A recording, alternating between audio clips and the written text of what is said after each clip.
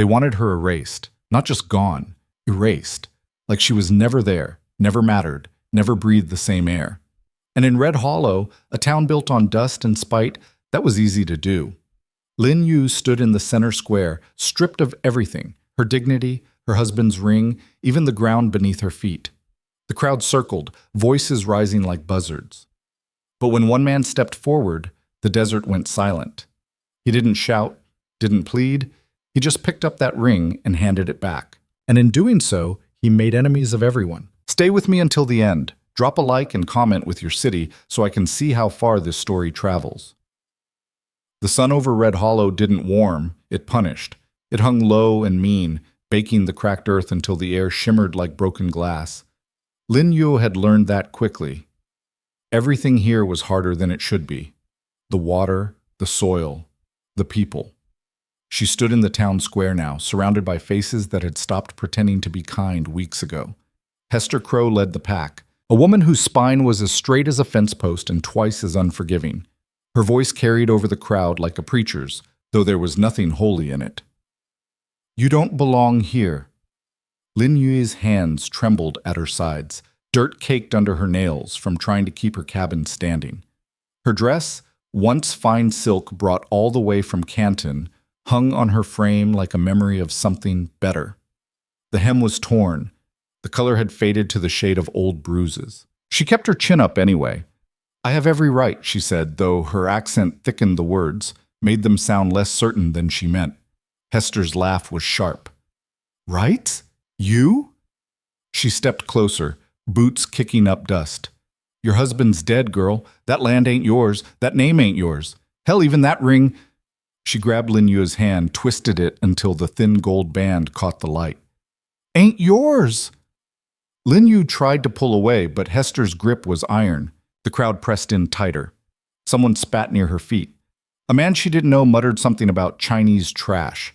Another woman, one who'd smiled at her once, months ago, just stared with cold, empty eyes. "Please," Lin Yu whispered, hating how small the word sounded. Hester yanked the ring off her finger. It was her last piece of him. Of them. She'd worn it since the day Thomas slipped it on in a firelit ceremony that his family refused to attend. He'd promised her safety. A home. A future that didn't involve running. He'd been wrong about all of it. "You got 48 hours, Hester said, holding the ring up like a trophy. "Then we're burning that shack of yours to the ground." The crowd murmured approval. Lin Yue's vision blurred, but she refused to cry. Not here. Not in front of them. That's when the shadow fell. It stretched across the dirt like a stain, long and dark and sudden. The voices quieted. Hester turned, annoyance flashing across her face before it hardened into something closer to wariness. Rowan Hale didn't look like much at first glance. Tall, sure, but lean in a way that suggested hunger more than strength. His clothes were faded, his hat brim low enough to hide most of his face. He moved slow, deliberate, like a man who'd learned that rushing got you killed. He didn't say a word, just walked straight through the crowd. They parted for him without thinking, and stopped in front of Hester. She held the ring tighter. "This ain't your business, Hale." He still didn't speak, just held out his hand. "You hear me?" Hester's voice climbed higher. "I said." Rowan's hand didn't waver. The silence stretched so thin it could snap. Lin Yue watched, heart hammering, as something passed between them, some unspoken test of wills she didn't fully understand. Finally, Hester dropped the ring into the dust at his feet. "There, now get lost." Rowan crouched, picked it up, brushed it clean against his sleeve. Then he turned to Lin Yu and placed it gently back into her palm. His fingers were rough, calloused, but his touch was careful. "You keep that," he said. His voice was low, gravelly, like he didn't use it much. Lin Yu stared at him. Up close, she could see the scars along his jawline, the way his eyes were the color of storm clouds. He looked tired. Not just today tired, years tired. "Who the hell do you think you are?" Hester snapped. Rowan straightened, finally meeting her gaze. "Someone who remembers the law." The law says a widow inherits her husband's property unless there's legal cause to dispute it. He spoke quietly, but every word landed like a hammer. You got legal cause, Hester? Or you just got opinions? The crowd shifted uneasily. A few people at the back started drifting away, suddenly interested in other business. Hester's face went red. This town don't want her here. This town don't get to decide that. You defending her? Hester stepped closer, voice dropping to something dangerous. You know what that makes you? Don't much care. For a moment, Lin Yue thought Hester might actually swing at him. Her hands were balled into fists, her whole body rigid with fury. But Rowan didn't flinch, didn't move, just stood there like a wall. Finally, Hester spat at his feet. You'll regret this. Maybe. She shoved past him, and the crowd followed, some reluctant, others eager to escape. Within minutes, the square was empty except for Lin Yue and Rowan. The dust settled slowly. Lin Yue looked down at the ring in her hand. It was warm from the sun, scratched and dented from rough treatment. She slipped it back onto her finger, then forced herself to meet Rowan's eyes. Thank you, she managed. He nodded once, then started to walk away. Wait. She took a step forward, stumbled slightly. He caught her elbow, steadied her. Why did you help me?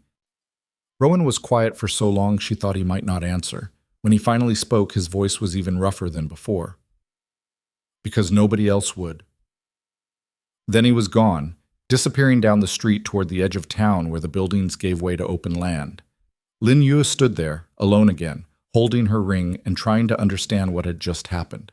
She didn't know Rowan Hale, had seen him maybe twice since arriving in Red Hollow, always at a distance, always alone. Thomas had mentioned him once, said something about a man who kept to himself up in the mountains.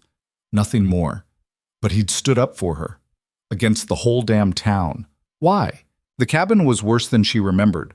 Lin Yue pushed open the door, what was left of it, and stepped into the single room that had become her entire world. The window was shattered, glass scattered across the dirt floor. Someone had knocked over her water barrel, the precious contents soaked into the ground and lost. Her few belongings were strewn everywhere, torn and trampled. They'd been here. While she was in town facing Hester, others had come to send a message. She sat down on the edge of the broken bed and finally let herself cry. It came in waves, grief and rage and exhaustion all mixed together, until she couldn't tell where one ended and another began. She cried for Thomas, dead 3 months from fever that no doctor would treat. She cried for the life she'd left behind in San Francisco, where at least the cruelty had been impersonal. She cried for herself, for being stupid enough to believe that love could protect her from the world's ugliness. When the tears finally stopped, the cabin was dark. She'd lost the whole afternoon to grief. Lin Yue stood, wiped her face, and looked around. The door could be propped back into place. The water barrel was cracked but might hold if she patched it. The glass. She'd have to cover the window with cloth. At least until what? 48 hours, Hester had said. Then they'd burn it all. Lin Yue walked outside into the cooling evening air. The sun was setting over the mountains, painting the sky in shades of orange and purple that were almost pretty if you didn't know better. Her land, Thomas's land, their land, stretched out before her. 10 acres of hard dirt and stubborn brush, with a creek that ran dry 4 months out of the year. It wasn't much, but it was hers. She thought about leaving, just packing what little remained and walking away. Finding another town, another life. Starting over somewhere people didn't know her face or her story. But where would she go? She had no money, no family, no connections, and every other town would be just like Red Hollow, suspicious of strangers, hostile to difference, ready to swallow her whole. At least here, she had the memory of Thomas, the land he'd worked so hard to claim, the dream they'd shared, however briefly. And now, maybe, she had something else. She looked toward the mountains, where Rowan's ranch supposedly sat hidden among the pines. She couldn't see it from here, couldn't see any sign of him. But he was up there somewhere, the man who'd stood between her and the mob, the man who'd given her back what they'd tried to take. Why? The question circled in her mind like a vulture. Sleep didn't come easy that night. Lin Yue lay on the broken bed, staring at the cloth she'd hung over the window, listening to every sound outside. Footsteps that might be animals or might be men, wind that might be wind or might be whispers. She kept the ring on her finger, turning it absently, finding small comfort in its weight. Around midnight, she heard hoofbeats. Her whole body went rigid. They were coming. Hester had changed her mind about the 48 hours, decided to finish this tonight. Lin Yu scrambled up, grabbing the only weapon she had, a rusted kitchen knife Thomas had used for whittling. She pressed herself against the wall beside the door, heart hammering so loud she could barely hear anything else. The hoofbeats stopped outside. Silence. Then, a knock. 3 slow, deliberate raps against the doorframe. It's Hale. Lin Yu's breath came out in a rush. She lowered the knife, then hesitated. What if it was a trick? What if... I brought supplies, Rowan's voice continued, leaving them on the step. She heard him move away, heard the horse being led off. Waited until the sounds faded completely before cracking the door open. 3 things sat on the wooden step. A water jug, a canvas sack, and a piece of oiled paper wrapped around something. Lin Yue brought them inside, hands shaking slightly. The water jug was full, clean, fresh water that must have come from his well. The sack contained flour, salt, dried meat, and a small pouch of coffee. The oiled paper held 2 pieces of thick glass pre-cut to fit her window. No note, no explanation, just help, offered without asking for anything in return. Lin Yu sat down heavily, staring at the supplies. In the morning, she'd install the glass, fix what could be fixed. But right now, all she could do was wonder about the stranger who kept appearing when she needed him most. Dawn came too soon and too bright. Lin Yu worked through the early hours, fitting the glass into her window frame, using strips of cloth and tree sap to seal the edges. It wasn't perfect. She could see gaps where light leaked through, but it held. The window was whole again. She was refilling the water barrel when she saw the rider approaching. Not Rowan this time. Someone smaller, younger. A boy, maybe 15, on a horse too big for him. He pulled up 20 feet from her cabin, not dismounting. "You Lin Yue?" he called. She straightened, shading her eyes against the sun. "Yes." "Message from town." He pulled a folded paper from his vest, tossed it to the ground between them. "They said to make sure you read it." Before she could respond, he'd turned the horse and was galloping back toward a red hollow, kicking up a trail of dust. Lin Yue walked over slowly, picked up the paper. Her hands left damp marks on the edges as she unfolded it. The handwriting was neat, precise. "Hester's," she guessed. "This is your final warning.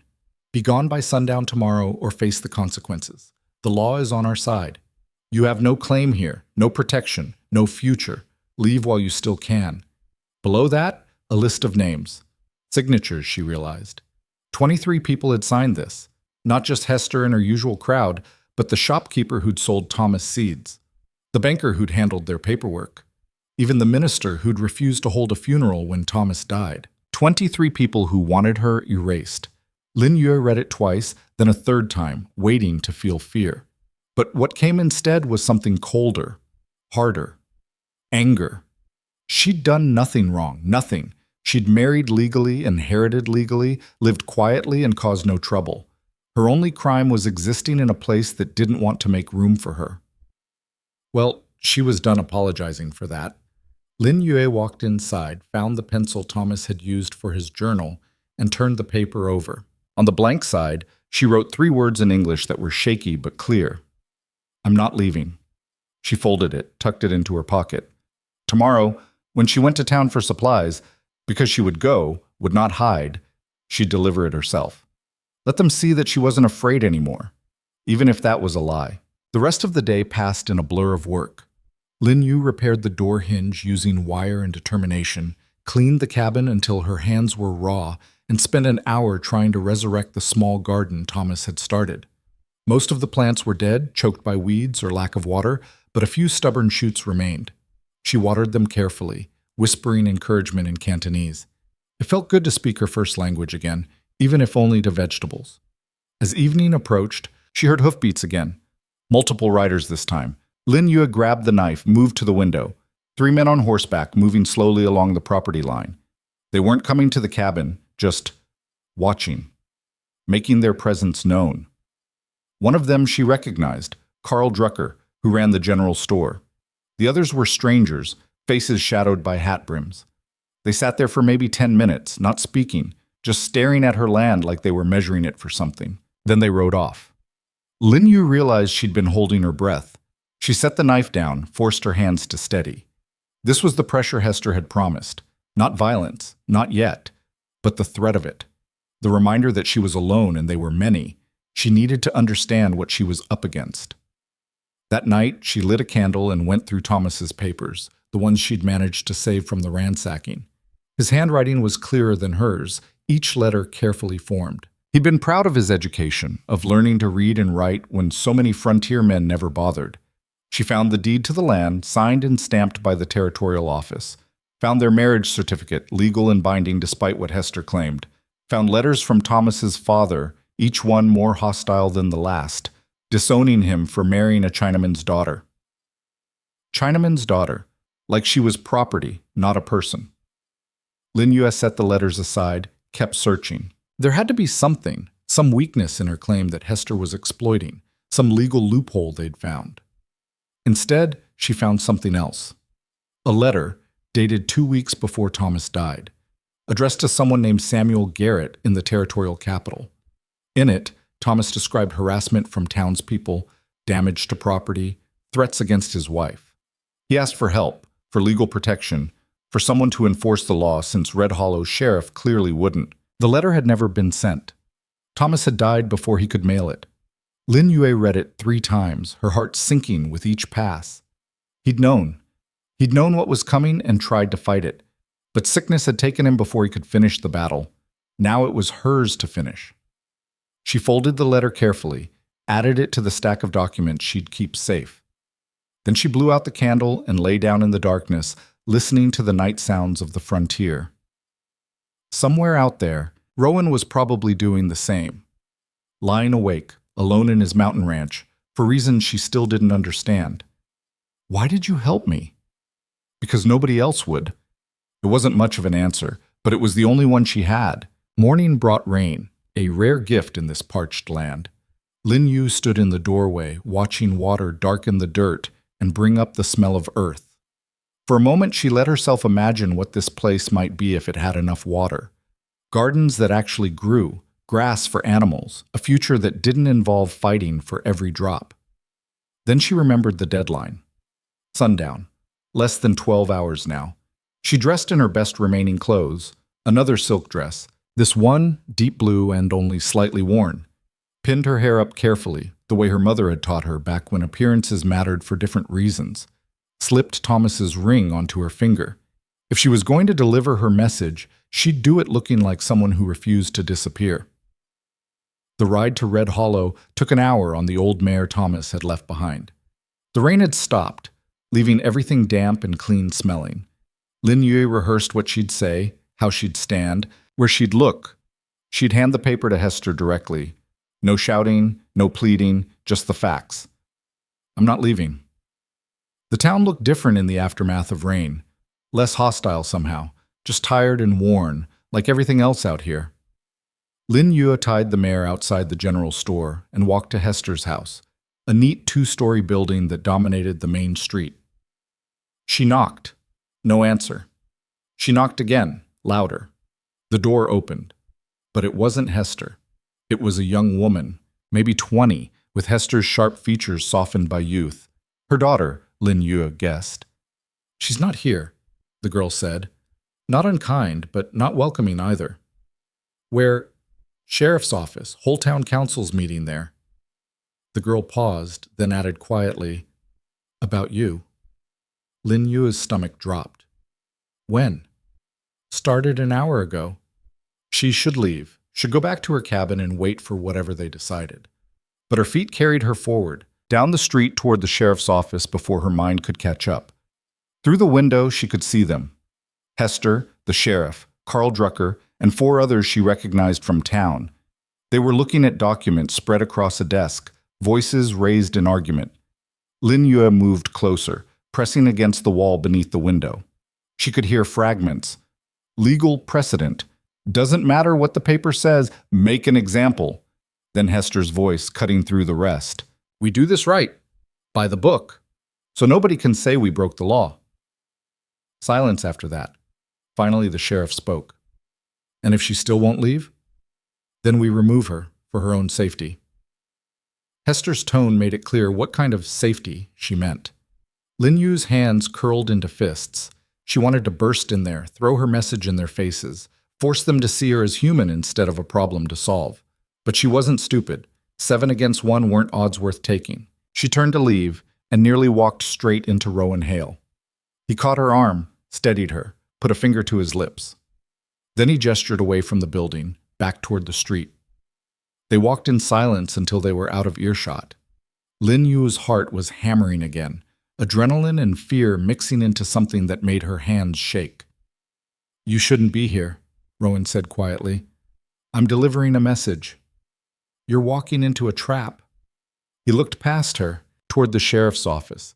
"They're not going to listen to you. They've already decided. Then what am I supposed to do? Just give up?" "No." He met her eyes. "You're supposed to be smart about this." Lin Yue pulled her arm free. "Being smart hasn't helped so far. Being reckless won't help either. You don't understand." "I understand fine." His voice had an edge now. "I understand you're one woman against a town that wants you gone. I understand that walking in there alone is suicide. And I understand—" He stopped, jaw working like he was chewing on words he didn't want to say. "What?" Lin Yue demanded. Rowan looked away. "I understand what it's like to lose everything." The way he said it made her pause. There was history there, pain buried so deep it had turned to stone. Before she could respond, the door to the sheriff's office opened. Hester emerged, saw them standing there, and her expression went cold. "Well?" she said loudly enough for others to hear. "Look who's here." The rest of the council filed out behind her. 7 pairs of eyes locked onto Lin Yue. She straightened her spine, pulled the folded paper from her pocket. "I have a message." "We don't care," Hester said flatly. The law is on our side." The sheriff stepped forward, a big man with a badge that caught the light. "We've reviewed your situation, Mrs. Yue. Your claim to the property is questionable. It's legal. The deed was issued under false pretenses." He pulled out a document of his own. "Your marriage to Thomas Yue violated the territorial miscegenation statute. Therefore, the union was invalid. Therefore, you have no legal claim to inherit." The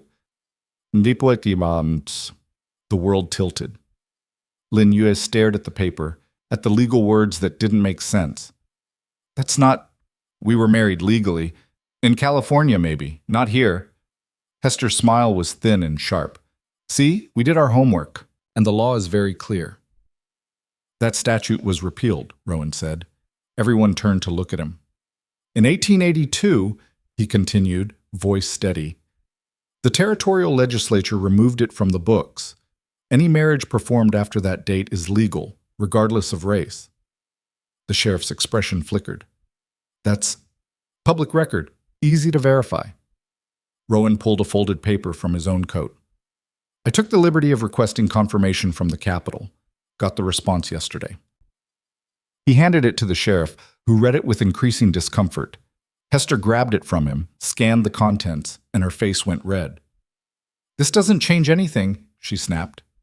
"Changes everything," Rowan said. "Means you've got no legal grounds to remove her. Means any attempt to do so is unlawful eviction. Means if you burn that cabin, it's arson." He paused. "Means I'd be within my rights to stop you." The threat hung in the air like smoke. Carl Drucker cleared his throat. "Now hold on. No." Hester cut him off. "This is ridiculous. One document doesn't—" "It does," the sheriff said quietly. He looked at Lin Yue, something complicated crossing his face. "Mrs. Yue's claim is legitimate." Victory tasted strange, sharp, and uncertain. Hester's jaw clenched so hard Lin Yue thought she might crack a tooth. "Fine. Fine. She can keep her land." She stepped closer, voice dropping to something ugly. "But that doesn't mean she's welcome." "Doesn't mean we'll make it easy. You want to stay in Red Hollow? You'll regret it."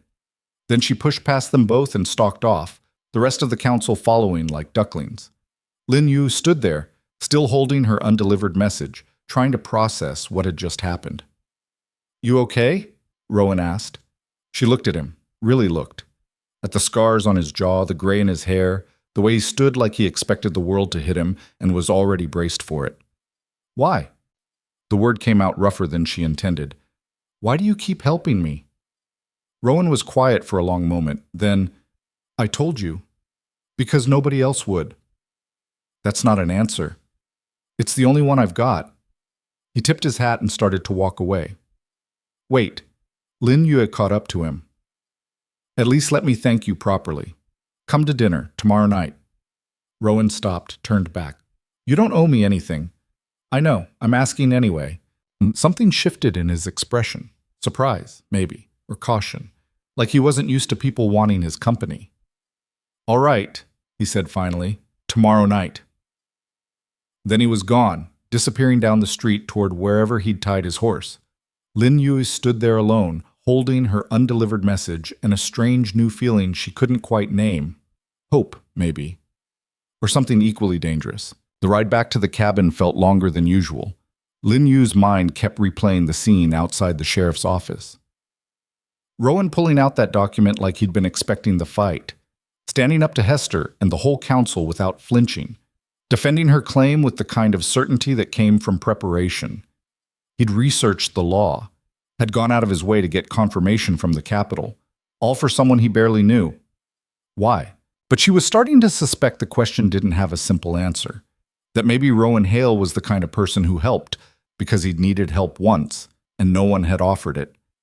That maybe his scars, the visible ones and the ones he kept hidden, had taught him something about standing alone that made him unable to watch someone else go through it. Or maybe she was making up stories about a stranger and should just be grateful for the help. The cabin came into view, still standing, still hers. Lin Yue dismounted, led the mare to the small shelter Thomas had built. As she removed the saddle, movement caught her eye. Someone had been here. The garden, the one she'd carefully weeded yesterday, had been trampled. Every single plant crushed into the dirt, and on her doorstep, a dead crow, its neck broken, wings spread in mockery. Lin Yu's hand shook as she picked up the bird and carried it away from the cabin. She buried it quickly, trying not to think about the message it represented. You can keep your land, but we'll make you regret it. Hester's promise, delivered in blood and broken necks. That night, Lin Yue barricaded the door and slept with the knife under her pillow. She didn't dream, didn't rest, just waited for dawn and whatever fresh horror it might bring. But morning came quiet. Too quiet. Lin Yue stood in her doorway, watching the horizon, waiting for the other shoe to drop. But the land stretched empty in all directions. No riders, no threats, just wind and sun and endless sky. She spent the day preparing for Rowan's visit, cleaned the cabin until it was as presentable as poverty allowed, made bread from the flour he'd brought, using the techniques her mother had taught her a lifetime ago, set 2 places at the table that had once held 3.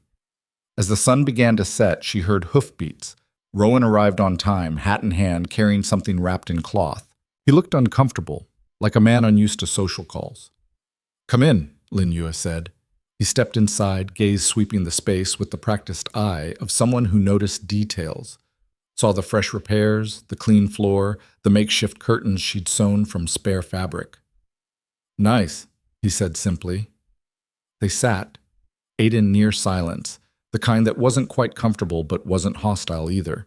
Lin Yue wanted to fill it with questions.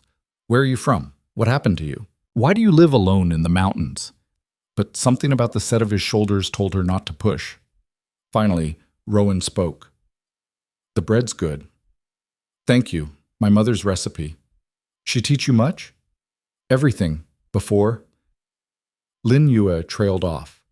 Before her family had sold her to pay debts, before she'd crossed an ocean to work in a laundry, before Thomas had walked in one day and offered her something different, Rowan didn't press, just nodded like he understood that some sentences didn't have endings. After dinner, he unwrapped what he'd brought. New hinges for her door, proper ones made of iron instead of wire, and hope. You didn't have to, Lin Yue said. I know. They worked together in the fading light, Rowan showing her how to fit the hinges properly, how to make the door hang straight. His hands were patient, his instructions clear. Lin Yue found herself watching the way he moved, careful and precise, Like everything cost effort he couldn't afford to waste. When they finished, the door closed smoothly for the first time since Thomas had built it. "Thank you," Lin Yue said. Then, before she could stop herself, "For everything, the supplies, the legal help, this. I don't understand why, but thank you." Rowan looked at her for a long moment. His eyes were storm gray in the twilight, unreadable. 17 years ago, he said slowly, I lost my family, wife and daughter. Fever took them both in the same week. His voice was flat, like he was reciting facts instead of reliving trauma. Town I lived in. They blamed me. Said I'd brought it in from somewhere, that it was my fault, ran me off before I could even bury them proper. Lin Yue's breath caught. Been alone since then, Rowan continued. Built the ranch, kept to myself, figured that was how things were going to be. He paused. Then I saw what they were doing to you. Saw Hester trying to steal your ring, and He shook his head. I couldn't watch it happen again. Couldn't watch them destroy someone just because they could. Lin Yu reached out, put her hand over his. His skin was rough, scarred, but warm. I'm sorry, she whispered. Don't be, just... He turned his hand over, squeezed hers briefly. Don't let them win.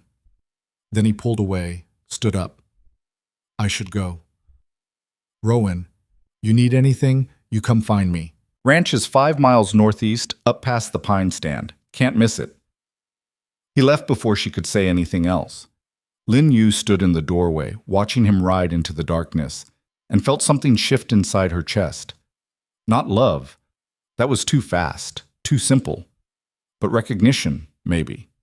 The understanding that they were both survivors of different disasters, both trying to rebuild from ashes.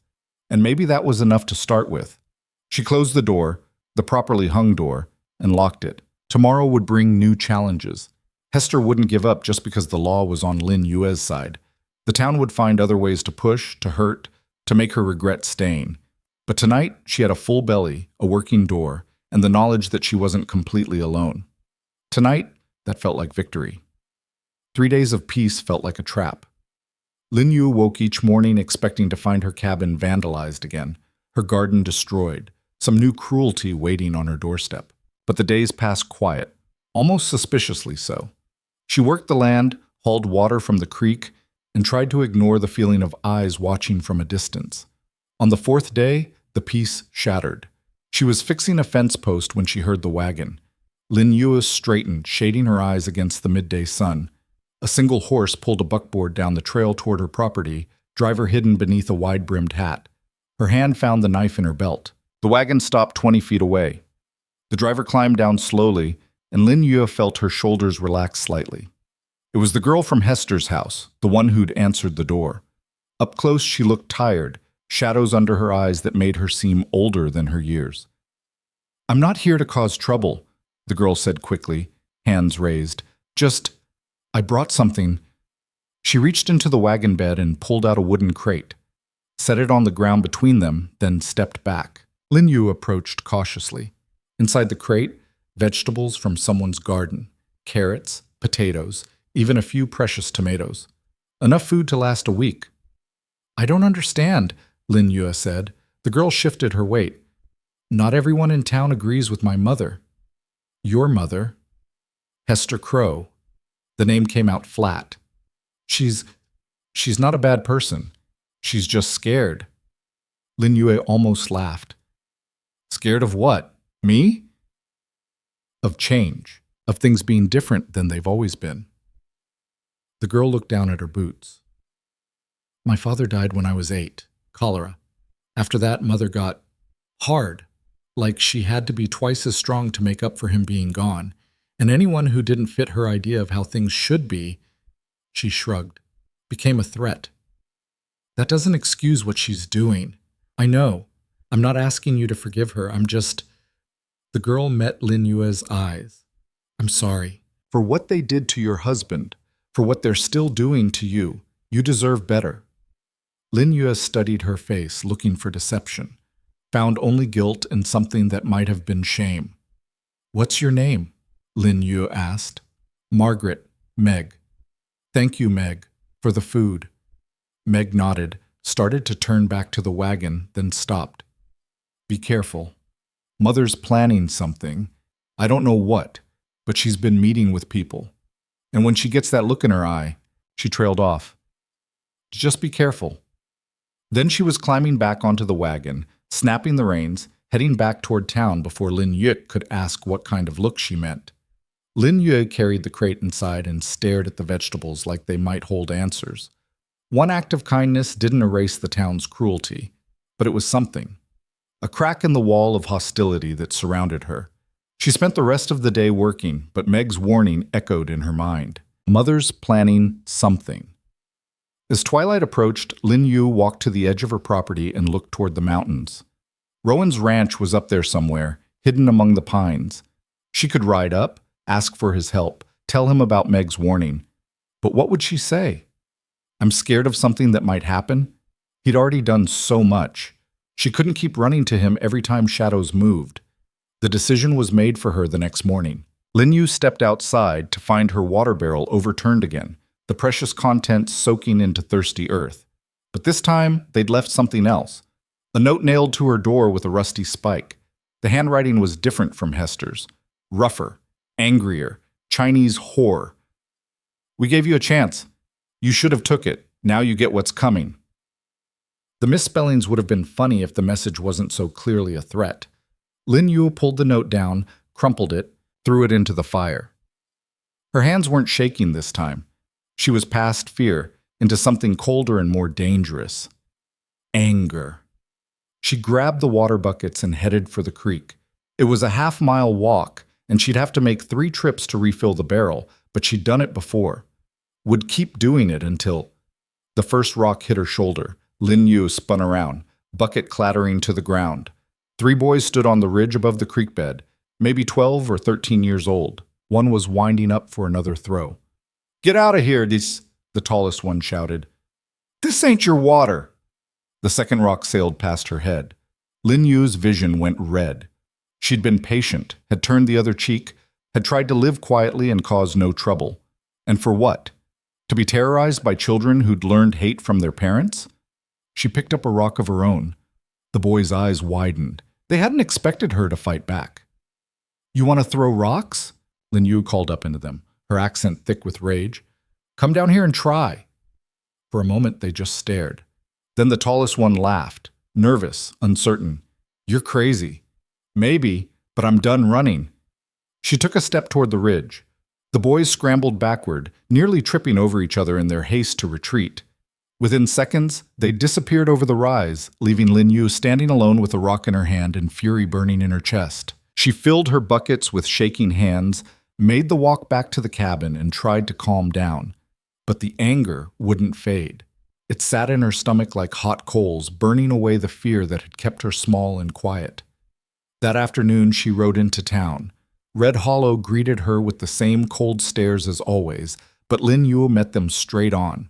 She tied the mare outside the general store and walked in like she owned the place. Carl Drucker stood behind the counter, face going pale when he saw her. I need supplies, Lin Yu said. You don't sell to me. I'll report this store to the Territorial Trade Commission for discriminatory practices. She had no idea if such a thing existed, but she said it with enough confidence that Drucker's expression flickered with doubt. That's not, I have money. You have goods.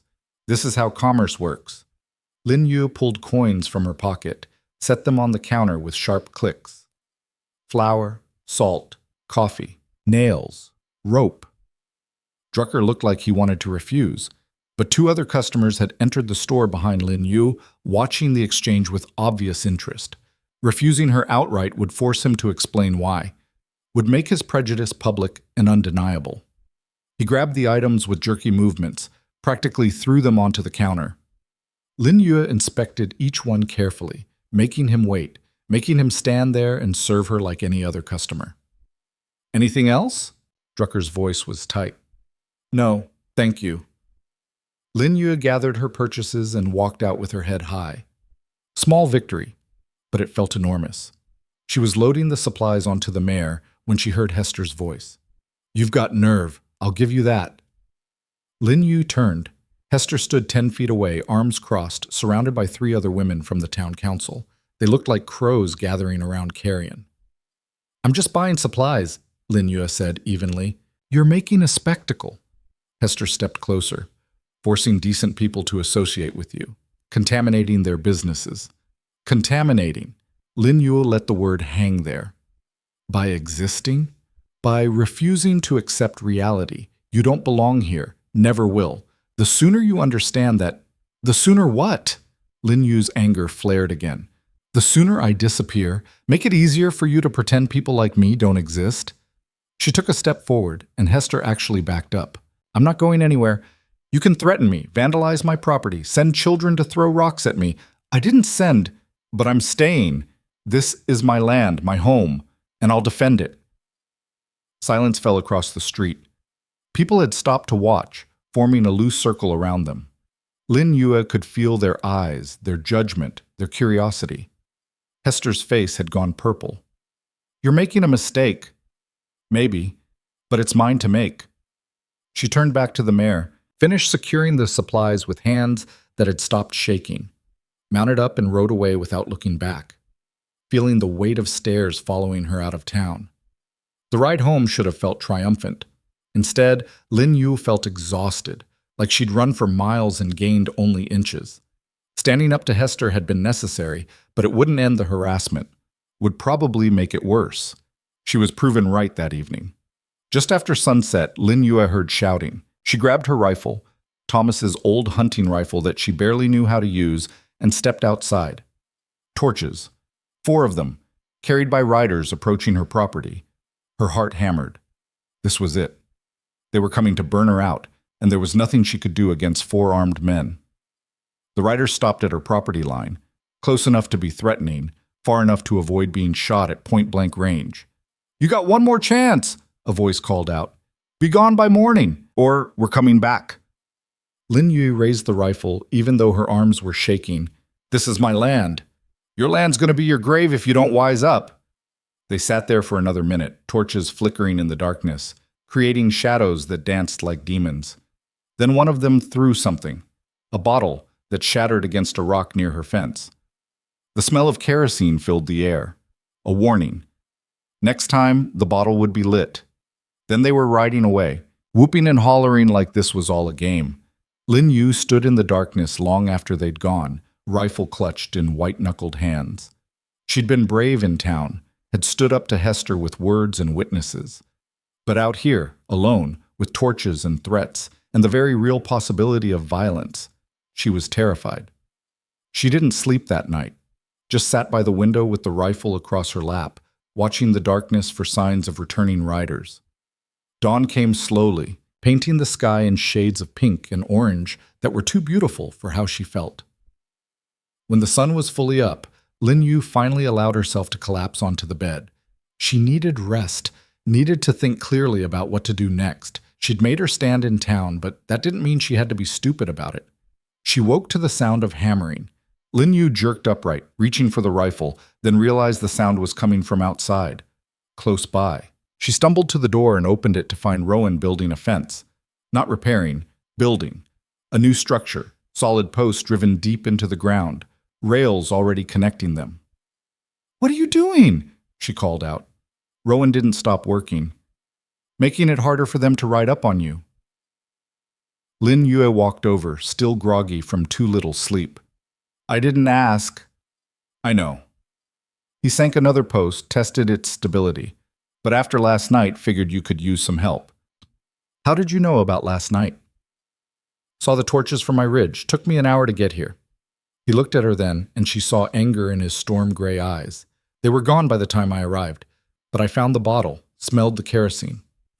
Lin Yue felt something tight in her chest loosen slightly. "You came to help. Would have come sooner if I'd known they were planning it." They worked together through the morning, Rowan doing most of the heavy lifting while Lin Yue held posts steady and passed him tools. The fence took shape slowly, creating a barrier between her cabin and the most likely approach from town. "Won't stop them if they're serious," Rowan said as they took a break for water. "But it'll slow them down, give you warning." "Thank you." Lin Yue studied his face, the way his jaw was set tight. You didn't have to do this. Yeah, I did. He took a long drink, wiped his mouth. Can't just stand by and watch. Why not? Most people do. Rowan was quiet for a moment. My daughter, Emily. She was 6 when she died. His voice was rough, like he was dragging words up from somewhere deep. Got sick first. My wife nursed her for 3 days straight, barely slept. Then they both went down with fever, and there was nothing I could do. Nothing anyone would do. Lin Yue's throat tightened. Begged the doctor to come. He refused, said it was probably typhoid and he wouldn't risk it. Begged my neighbors for help. They wouldn't even come to the door. Rowan's hands clenched around the water cup. Watched them both die. And the whole town just turned away, like we didn't matter, like their lives weren't worth the inconvenience. I'm sorry, Lin Yue whispered. After we buried them, after the town ran me off, I swore I wouldn't be like them, wouldn't stand by while someone suffered just because it was easier. He looked at her. So no, I can't just watch. They stood there in the heat, sharing silence that felt less empty than before. Lin Yue wanted to say something profound, something that would acknowledge his pain and her gratitude and the strange bond forming between them. But words felt inadequate. Instead, she went inside and brought out the bread she'd made that morning, along with some of the vegetables from Meg's crate. They ate lunch sitting on the fence rails, watching clouds drift across an endless sky. Town's not going to stop, Lin Yue said eventually. No. So what do I do? Rowan chewed thoughtfully. You keep living, keep working your land, show them you're not afraid. But I am afraid. Being afraid doesn't mean you stop, just means you keep going anyway. He glanced at her. You've already proven you can do that.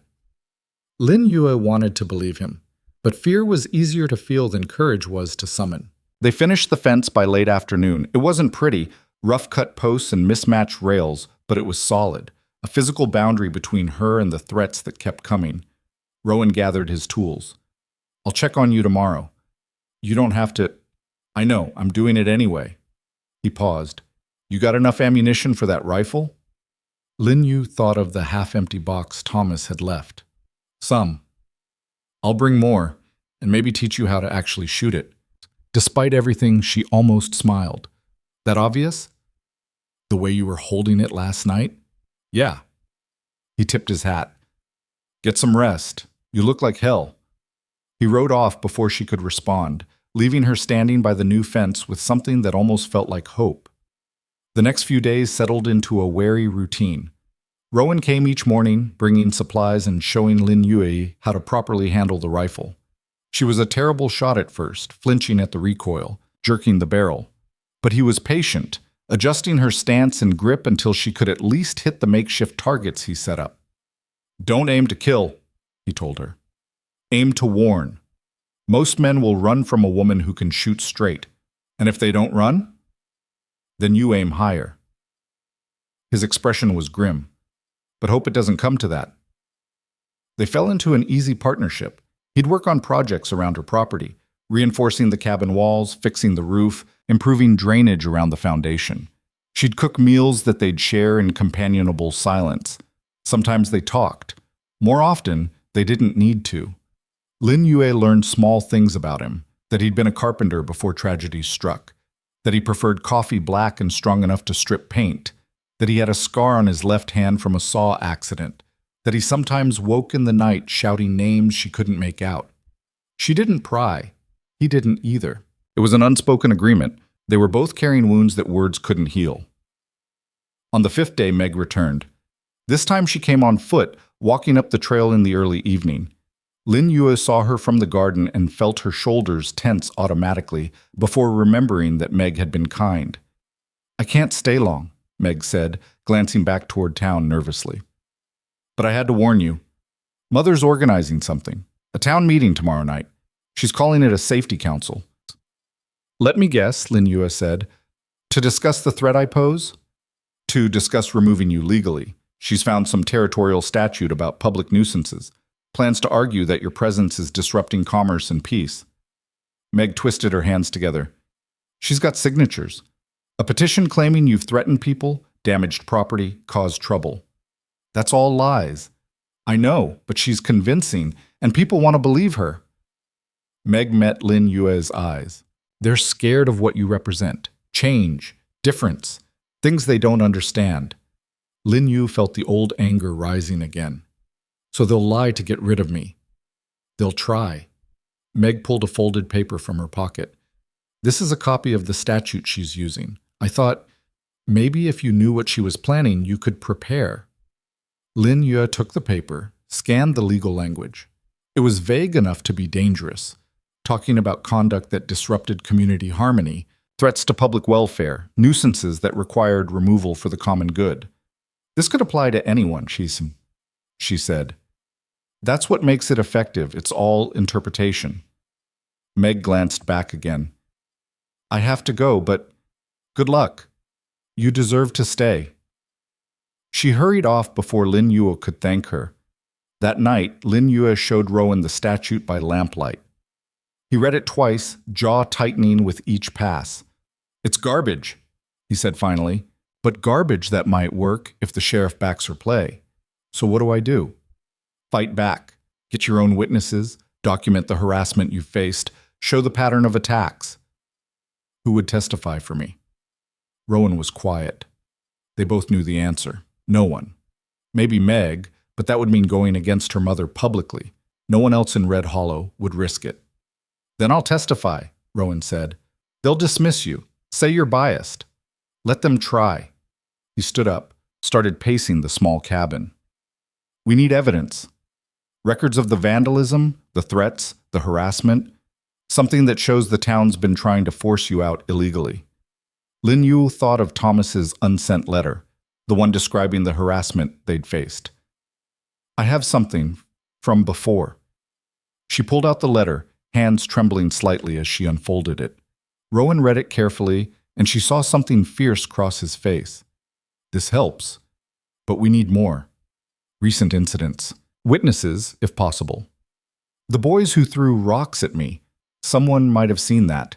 And the riders with torches. I saw them from a distance. Not close enough to identify, but enough to confirm they were there. Rowan tapped the letter. We put this together with a timeline of events, presented at the meeting, forced them to answer for their own conduct. It wasn't much, but it was something. They spent the rest of the evening drafting a statement, Lin Yu dictating while Rowan wrote in his careful, precise hand. Every incident, every threat, every act of vandalism. By the time they finished, it was past midnight and they had 3 pages of documentation. This might not work, Rowan warned. I know, but at least I'm fighting back. He looked at her across the table, lamplight casting shadows on his scarred face. You're braver than you think. I don't feel brave. Brave people rarely do. He stood, gathered his hat. Get some sleep. Tomorrow's going to be hard. After he left, Lin Yu sat alone in the darkness, holding Thomas's letter and thinking about courage, about standing up when it would be easier to run, about all the small acts of resistance that added up to something larger. She thought about Rowan, carrying his grief like stones in his pockets, but still showing up every day to help. She thought about Meg, risking her mother's anger to offer warnings and kindness. She thought about herself, scared and angry and stubborn enough to keep fighting even when the odds looked impossible. Maybe that was what courage was. Not the absence of fear, but the refusal to let it win. The town meeting was held in the church, the only building large enough to hold everyone. Lin Yue arrived early with Rowan beside her, carrying their documentation like armor. People stared as they entered. Some looked away. Others glared openly. Hester stood at the front, conferring with the sheriff and several council members. When she saw Lin Yue, her expression hardened into something ugly. Didn't think you'd have the nerve to show, Hester called out. This meeting's about me. Thought I should attend. Lin Yue's voice didn't shake. That felt like a miracle. The church filled slowly. Families crowded into pews, their faces a mix of curiosity and hostility. Lin Yu recognized the boys who'd thrown rocks, sitting with their parents, saw Carl Drucker and his wife. saw Meg slip in at the back, alone. When everyone had settled, Hester called the meeting to order. "We're here to discuss a matter of public safety," she began, her voice carrying easily through the space. "For months, we've dealt with disruption caused by an unwelcome presence in our community. Mrs. Yue has repeatedly—" "That's not true," Lin Yue said, standing up. Hester's eyes flashed. "You'll have your turn to speak." "When? After you've lied to everyone?" Murmurs rippled through the crowd. The sheriff stood up. "Mrs. Yue, please sit down or I'll have you removed." Rowan stood beside her. "She has the right to defend herself against accusations." "This isn't a trial," Hester snapped. "Then it's slander," Rowan shot back. "And we've got documentation to prove it." That got everyone's attention. Hester's confidence flickered just for a second before she regained control. "Fine. Let's hear it. Let's hear how the victim plays innocent." Lin Yue pulled out their statement with shaking hands, started reading. The vandalism, the threats, the stolen water, the boys throwing rocks, the riders with torches. Thomas's letter describing months of harassment before he died. The room grew quieter with each incident. When she finished, Lin Yue looked up. "That's what I've faced. Not for causing trouble, but for existing. For being different. For refusing to disappear." Hester recovered quickly. "Those are just claims. Where's your proof?" "Where's yours?" Rowan countered. "You've accused her of disrupting commerce, threatening people, damaging property. Show us evidence." Hester pulled out her petition. 27 signatures from concerned citizens. Signatures aren't evidence, they're opinions. Rowan's voice cut through the murmurs. "You've got no proof because Mrs. Yue hasn't done anything wrong. What you've got is prejudice dressed up as civic duty." "How dare I? I dare because I've seen this before. Saw it when my own community turned on me after my family died. Watched them manufacture reasons to justify their cruelty." He looked around the room, meeting eyes that quickly looked away. "This isn't about safety. It's about fear. And you're all too willing to destroy someone's life rather than face that fear." The silence was deafening. Finally, someone spoke up, an older man Lin Yu didn't recognize. "What about the law? Hester says there's a statute." "That statute requires proof of actual disruption," Rowan said. "Not hurt feelings, not discomfort with change, actual documented harm to the community." He gestured at their papers. "We've documented the harm done to Mrs. Yue. What has she done to any of you?" More silence. Then Meg stood up at the back. Her voice was quiet but steady. "She hasn't done anything. We've just decided she doesn't belong." Hester whirled around. "Margaret, sit down." "No, Mother. Not this time." Meg stepped into the aisle. "Mrs. Yue has been nothing but polite. She buys supplies, works her land, causes no trouble. We're the ones who've harassed her. We're the problem." "You don't know what you're talking about." "I know what I've seen. I know what you've planned." Meg's voice grew stronger. "And I know it's wrong." The crowd erupted in whispers. Hester's face had gone pale, then red, cycling through emotions too fast to track. The sheriff cleared his throat. "This has gotten out of hand. I propose we table this discussion." "No," Lin Yue said. Her voice rang clear and sharp. "We settle this now. Either charge me with something specific and let me defend myself properly, or admit this whole thing is exactly what Mr. Hale said it is, prejudice hiding behind procedure." Hester and the sheriff exchanged glances. Some silent communication passed between them. Finally, Hester spoke, her voice tight. "Fine, you want to stay? Stay. But don't expect this town to welcome you. Don't expect kindness or help or anything more than the bare minimum the law requires." "I never expected more than that," Lin Yue said quietly. "But I won't accept less either." She sat down, legs shaking so badly she nearly missed the bench. Rowan's hand found her shoulder, squeezed once. The meeting dissolved after that.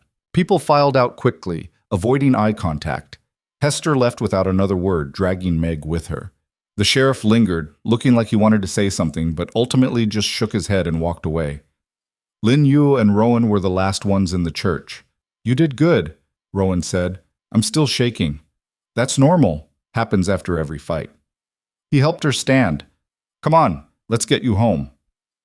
They walked out into the night, and Lin Yu breathed in air that tasted like dust and freedom. She'd won. Not completely, the town's hostility hadn't evaporated, but she'd stood her ground and forced them to back down, had made them see her as a person instead of a problem. It wasn't everything, but it was enough for now. The victory lasted exactly 4 days. Lin Yu spent those days working her land with something close to peace. The town hadn't embraced her, she hadn't expected that, but the open hostility had cooled to cold indifference. People no longer crossed the street to avoid her. Carl Drucker sold her supplies without commentary. The harassment stopped. She should have known it was temporary. On the 5th morning, she woke to find an official-looking document nailed to her door. The paper was crisp, stamped with the territorial seal, written in language so dense she had to read it 3 times to understand what it was saying. Eviction notice. 48 hours to vacate the property. Her hands went numb. The document cited unpaid property taxes dating back 2 years, taxes that Thomas had supposedly never paid, making the land subject to seizure and public auction. It was signed by the territorial tax assessor and countersigned by Red Hollow's sheriff. Lin Yue stumbled back inside, bile rising in her throat. She pulled out Thomas's papers with shaking hands, searching frantically through receipts and documents. Found the tax payments, every single one, paid in full, stamped and dated. This was a lie. A legal lie, but still a lie. She saddled the mare with jerky movements and rode straight to Rowan's ranch, pushing the horse harder than she should have. The 5 miles felt like 50. Rowan was splitting wood when she arrived, and the look on her face made him drop the axe immediately. What happened? She thrust the eviction notice at him, unable to speak. He read it carefully, his expression darkening with each line. When did you get this? This morning, nailed to my door. Lin Yu's voice cracked.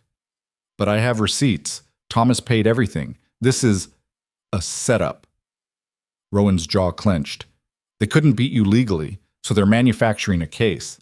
Can they do that? They're doing it. He read the notice again. Says here the auction's scheduled for 3 days from now. They're moving fast. What do I do? Rowan was quiet for a long moment, thinking. We need to get to the territorial office, show them the receipts, prove the taxes were paid. Get this whole thing thrown out. How far is the territorial office? 2 days' ride, hard riding. He looked at her. We'd have to leave today, right now. Lin Yue's mind raced. Leave the cabin undefended for 4 days minimum. 2 days there, 2 days back. Anything could happen in that time. They could burn it, destroy everything, claim she'd abandoned it. But if she stayed and did nothing, she'd lose it anyway. Let's go, she said. They left within the hour. Rowan packed supplies while Lin Yu gathered every document Thomas had kept. Deeds, receipts, marriage certificate, anything that might prove her claim. She locked the cabin, knowing she might return to ashes. The ride was brutal. They pushed the horses hard, stopping only when absolutely necessary. Rowan led them along routes that avoided towns and settlements, keeping to backcountry trails that few people used.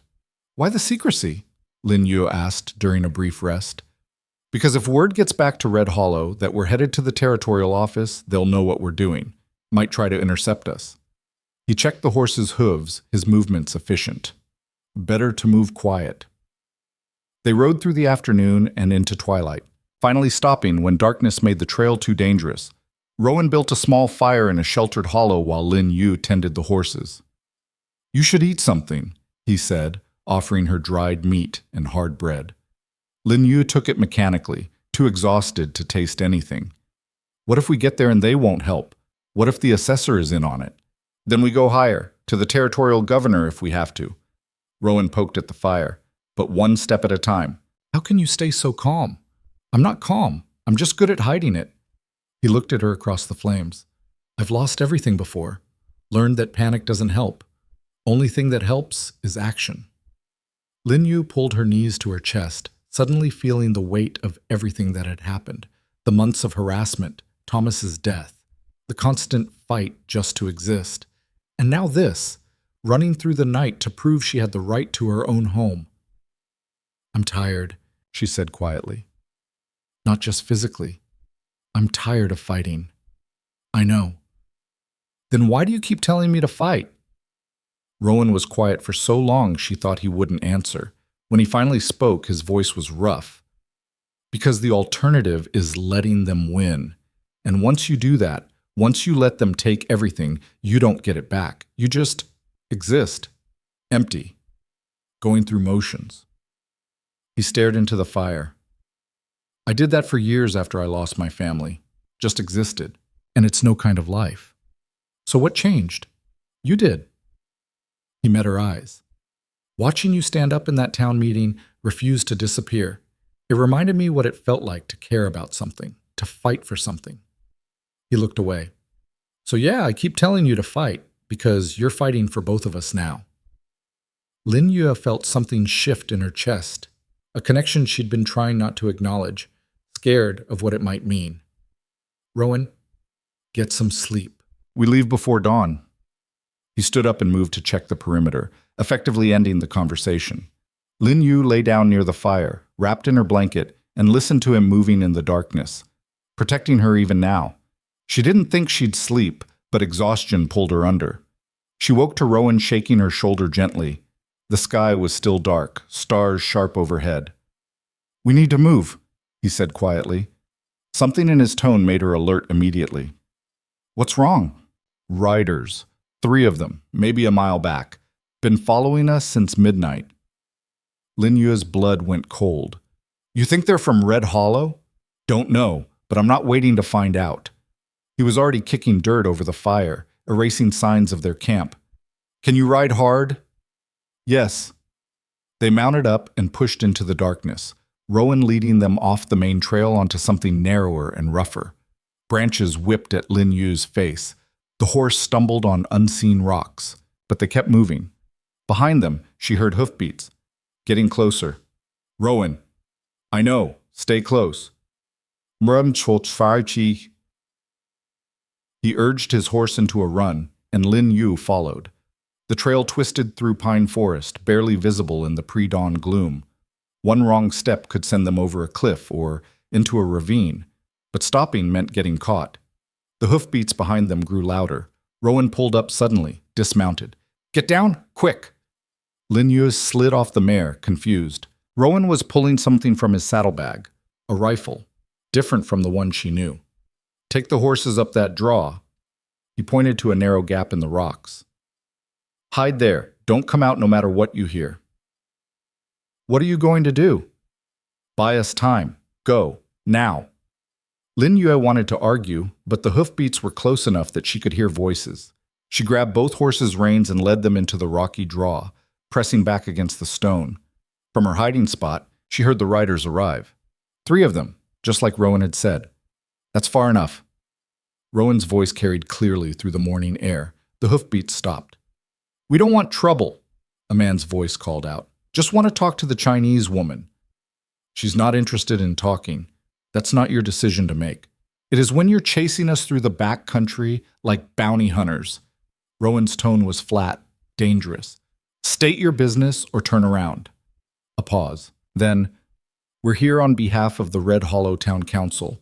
Mrs. Yue has been served with legal notice. Her attempt to flee the territory is in violation.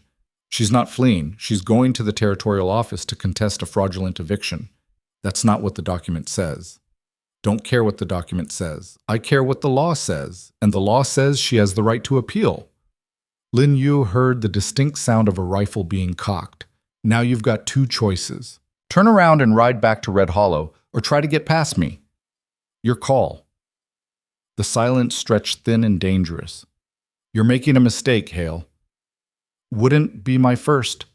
More silence. Lin Yue held her breath, heart hammering so hard she thought they might hear it.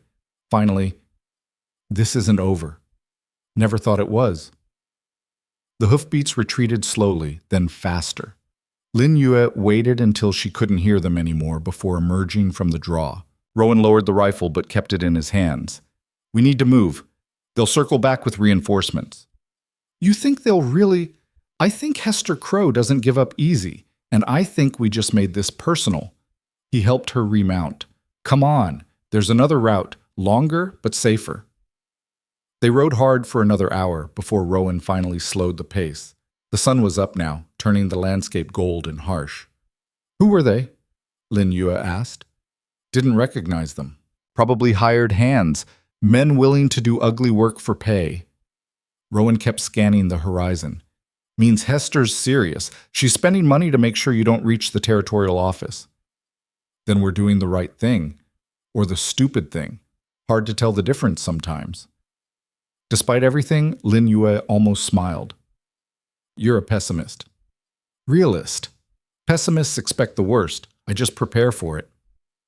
They rode through the day, stopping only to rest the horses. Lin Yue's body ached from the saddle, her hands blistered from gripping the reins. But she didn't complain. Rowan was carrying just as much, probably more. By evening, they'd reached the outskirts of the territorial capital, a sprawling collection of buildings that made Red Hollow look like the backwater it was. Lin Yue stared at the streets, the people, the noise. She hadn't seen this many humans in one place since leaving San Francisco. We'll find a boarding house, Rowan said. Get cleaned up. Hit the territorial office first thing in the morning. The boarding house was run by a tired-looking woman who didn't ask questions, just took their money and showed them to separate rooms. Lin Yue washed weeks of trail dust from her face and hands, changed into her least worn dress, and tried to look like someone who deserved to be taken seriously. She met Rowan downstairs. He'd shaved, put on a clean shirt, looked almost civilized. Almost. You ready? He asked. No, but let's go anyway. The territorial office was housed in a stone building that radiated official importance. Inside, clerks shuffled papers and ignored visitors with practiced efficiency. Lin Yue and Rowan waited for 2 hours before being called to see the deputy assessor. The man was young, officious, and clearly annoyed at the interruption to his day. What's this regarding? He asked without looking up from his paperwork. A fraudulent eviction notice. Rowan placed the document on the desk. Claims unpaid taxes on property that was paid in full. The deputy assessor glanced at the notice, then at Lin Yue. His expression flickered, surprise maybe, or discomfort. And you are? Lin Yue, the property owner. I see. He read the notice more carefully. This appears to be an order, signed by Assessor Whitmore, countersigned by the local sheriff. It's false. Lin Yue pulled out Thomas's receipts, laid them on the desk one by one. Every tax payment, stamped and dated. The property taxes are current. The deputy assessor picked up the receipts, examined them. His frown deepened. These appear legitimate, he said slowly. They are legitimate, Rowan said, which means the eviction notice is fraudulent. I wouldn't say fraudulent. Perhaps there was an administrative error. Error? Lin Yue's voice rose. An error that just happens to target my property? An error that gives me 48 hours to vacate before auction? Mrs. Yue, I understand you're upset, but no, you don't understand. She leaned forward. I've been harassed for months. My husband died without proper medical care because no doctor would treat him. My property has been vandalized. I've been threatened, attacked, and now someone's trying to steal my land using fake legal documents.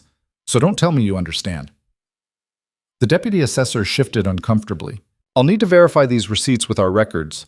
That could take several days.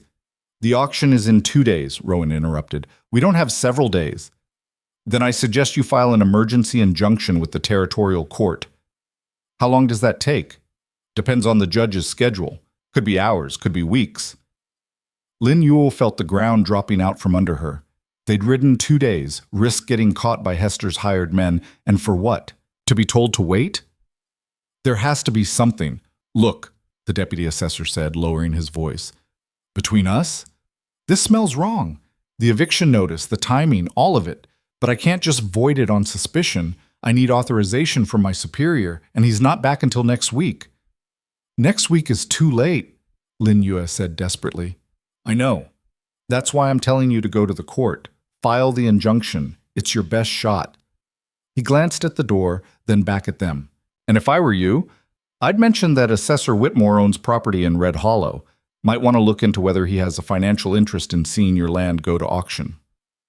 It took Lin Yue a moment to process what he was suggesting. You think he's part of it? I think you should ask the question loud enough that someone investigates. The deputy assessor stood up. Now, if you'll excuse me, I have other appointments. They left the building in stunned silence. He basically told us it's a conspiracy, Lin Yu said once they were outside. He basically told us we're on our own. Rowan looked at the courthouse across the square. Come on, let's file that injunction. The courthouse was even more bureaucratic than the assessor's office. Forms to fill out, fees to pay, a clerk who spoke in legal jargon that made Lin Yu's head spin. By the time they'd filed the paperwork, it was late afternoon. Judge Miller will review it tomorrow morning, the clerk said. Check back afternoon. Tomorrow? Lin Yue repeated. We need tomorrow. That's the soonest. The clerk's expression was sympathetic but firm. I'm sorry. They walked back to the boarding house in silence. Lin Yue felt hollowed out, exhausted beyond measure. They'd done everything right, gathered evidence, followed procedure, played by the rules, and they were still losing. We should eat something, Rowan said. I'm not hungry. Eat anyway. You'll need your strength. They found a small restaurant and ordered food that Lin Yue barely tasted. Across from her, Rowan ate mechanically, his mind clearly elsewhere. What are you thinking? She asked. That even if we win the injunction, it might not matter. They've already shown they're willing to break the law. He set down his fork. The eviction notice might be fraudulent, but that doesn't mean they won't act on it. You think they'll burn the cabin anyway? I think Hester Crow is desperate. And desperate people do desperate things. He met her eyes. We might get back and find nothing but ashes. Lin Yu's throat tightened. Then why are we here? Why go through all this legal process if it won't matter? Because we need to try, need to exhaust every option before... He stopped. Before what? Rowan looked away. Before we consider alternatives. What alternatives? He didn't answer, just signaled for the check and stood up. We should get some rest. Long day tomorrow. That night, Lin Yue lay awake in the unfamiliar room, listening to sounds of the city outside. Horses and voices and distant music. So different from the silence of the frontier. She thought about the cabin, sitting empty and vulnerable. Thought about everything Thomas had worked for, everything she'd fought to keep. Thought about losing it all to people whose only crime was hatred dressed up as civic duty.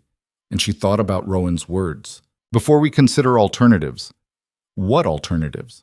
Running? Giving up? Fighting back in ways that crossed legal lines? She didn't know. And the not knowing was worse than any answer could be. Morning came with rain. Lin Yue and Rowan waited in the courthouse lobby, watching water stream down windows, counting the minutes until noon. When they were finally called into the judge's chambers, Lin Yu's hands were shaking. Judge Miller was an older man with gray hair and eyes that had seen too much to be easily fooled. He gestured for them to sit, then picked up their injunction filing. I've reviewed your petition, he said, and I've reviewed the eviction notice in question. He set both documents down. Mrs. Yue, do you have the tax receipts with you? Lin Yue handed them over, watched him examine each one carefully. These appear legitimate, Judge Miller said, which raises obvious questions about the eviction notice. He looked at Rowan. You mentioned in your filing that Assessor Whitmore has property interests in Red Hollow? Yes, sir. Owns a share in the general store and 2 rental properties. I see. The judge made a note. And the sheriff who countersigned this eviction, he's employed by Red Hollow? Yes, sir. Convenient. Judge Miller leaned back in his chair. This looks like a clear case of abuse of process, possibly fraud. He picked up a pen. I'm granting your injunction. The eviction has stayed pending a full investigation into the tax assessment. Lin Yu felt tears spring to her eyes. Thank you. Don't thank me yet. An injunction doesn't fix the underlying problem. It just buys you time. He signed the document with a flourish. I'm also ordering an audit of the Red Hollow tax records and requesting that the Territorial Marshal investigate Assessor Whitmore's conduct. How long will that take? Rowan asked. Weeks. Maybe months. Judge Miller handed them the signed injunction. In the meantime, Mrs. Yue, I suggest you be very careful. People who are willing to commit fraud don't usually stop just because a judge tells them to. They left the courthouse with the injunction clutched in Lin Yue's hands like a shield. It was raining harder now, cold drops that soaked through their clothes. "We did it," Lin Yue said, almost unable to believe it. "We bought time," Rowan corrected. "But the judge is right. Hester won't stop." "So what do? We get back to Red Hollow, show them the injunction, make it clear that the law is on your side." He helped her onto her horse, and we prepare for whatever comes next. The ride back was faster than the ride there, pushed by urgency and fear. They rode through rain and mud, stopping only when the horses couldn't continue. Lin Yue's body screamed in protest, but she ignored it. They had to get back, had to protect what was theirs. On the second day, they crested the final ridge and looked down at the valley where Red Hollow sat. Smoke rose in the distance. Lin Yue's heart stopped. "No, no, no, no!" She kicked the mare into a run, heedless of the dangerous terrain. Rowan shouted something behind her, but she couldn't hear over the blood rushing in her ears. The smoke was coming from her property. She rode faster, branches tearing at her clothes, the horse straining beneath her. As she got closer, she could see flames. Her cabin was burning. Lin Yue pulled up short, staring in horror at the inferno consuming everything she owned. The walls were engulfed, the roof collapsing inward. Heat rolled off in waves that made breathing difficult. Rowan arrived beside her, swearing under his breath. "We're too late," Lin Yue whispered. "No." Rowan dismounted, started toward the cabin. "The well. If we can save the well, we can rebuild." But before he could move, riders emerged from the smoke. 6 of them, led by Hester Crow herself. They formed a line between Lin Yue and the burning cabin. "You shouldn't have come back," Hester said. Lin Yue slid off her horse, rage burning hotter than the fire behind Hester. She pulled out the injunction, held it up. "I have a court order. The eviction is illegal. You have no right." "Rights?" Hester laughed, harsh and ugly. "You want to talk about rights? You've got no rights here. That cabin's gone. Your claim is gone. You're gone. The judge is 2 days away, and accidents happen." Hester gestured at the burning cabin. "Lightning strike, tragic. But these things happen on the frontier." "There's no lightning," Rowan said quietly. "It's been clear all day." "Who's going to argue otherwise?" Hester's smile was vicious. "The sheriff? He's busy in town. The witnesses? There aren't any. Just us. And we're all going to say the same thing." Lin Yue looked in the riders behind Hester, recognized 2 of them, the men who'd chased them in the backcountry. The others were strangers, hard-faced men who looked like they'd do worse than arson for the right price. "You can't do this," Lin Yue said, but her voice sounded weak even to her own ears. "Already did." Hester turned her horse. "You've got nothing now. No home, no claim. Time to accept reality and move on." She started to ride away, her hired men following. That's when Rowan pulled his rifle. The sound of it cocking stopped everyone cold. "That's far enough," he said. Hester turned back slowly. "You gonna shoot us, Hale? All 6 of us? If I have to. You're outnumbered. Don't care." Rowan's voice was steady, but Lin Yue could see the tension in his shoulders. "You burned her cabin, destroyed her property, violated a court order. That's arson, destruction of property, and contempt of court. Any one of those will put you in prison. You have no proof. I have witnesses. Me and Mrs. Yue both saw you here, saw the fire, heard you confess." He stepped forward. "So here's what's going to happen. You're going to pay for rebuilding that cabin. You're going to leave Mrs. Yue's property alone, and you're going to pray she doesn't press charges." One of the hired men reached for his gun. Rowan's rifle swung toward him. "Don't!" The man froze. Hester's face had gone purple with rage. "This is your last warning, Hale. Walk away now or what?" Rowan's voice dropped to something dangerous. "You'll burn my ranch too? Kill us both? You think you can get away with murder as easily as arson?" The silence that followed was terrible. Finally, Hester spoke, each word clipped and hard. "This isn't over." "No," Rowan agreed. "It's not. But next time you come for her, you'll have to go through me. And I promise you, Hester, that won't be easy. They stared at each other across 20 feet of scorched earth, neither willing to back down. Lin Yue held her breath, waiting for gunfire, for violence, for everything to collapse into blood and chaos. Then Hester yanked her horse around and rode off. The hired men followed, disappearing into the gathering dusk. Rowan lowered the rifle slowly, hands shaking now that the threat had passed. Lin Yue walked past him to what remained of her cabin. The fire was dying down, leaving only charred timbers and ash. Everything was gone.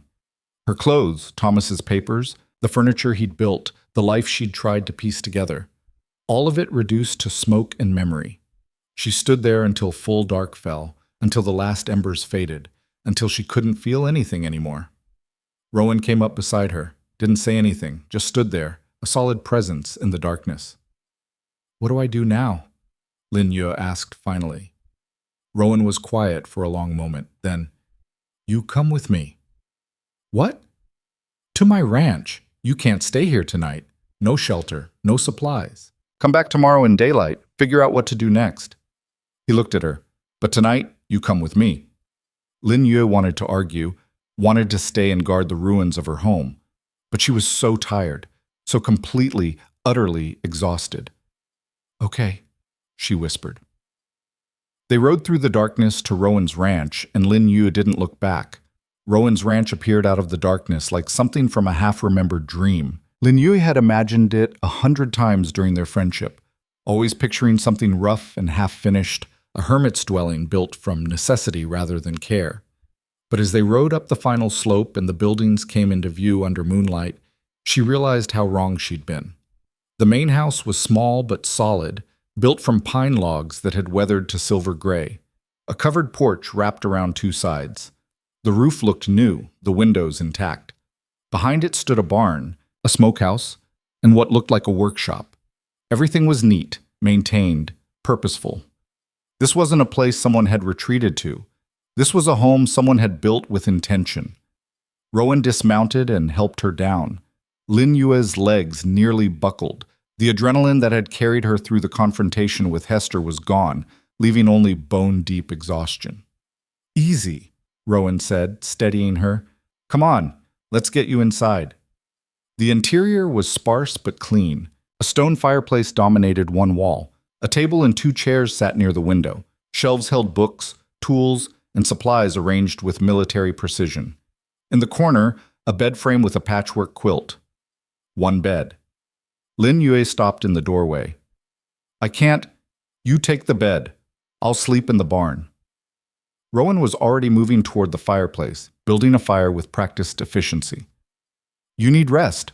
Real rest." "Rowan, I can't kick you out of your own house." "You're not kicking me out. I'm offering." He struck a match, and flames caught in the kindling. "Besides, I sleep out there half the time anyway. Easier to keep an ear out for trouble." Lin Yue wanted to argue, but she was too tired. She sat down heavily in one of the chairs and watched him work.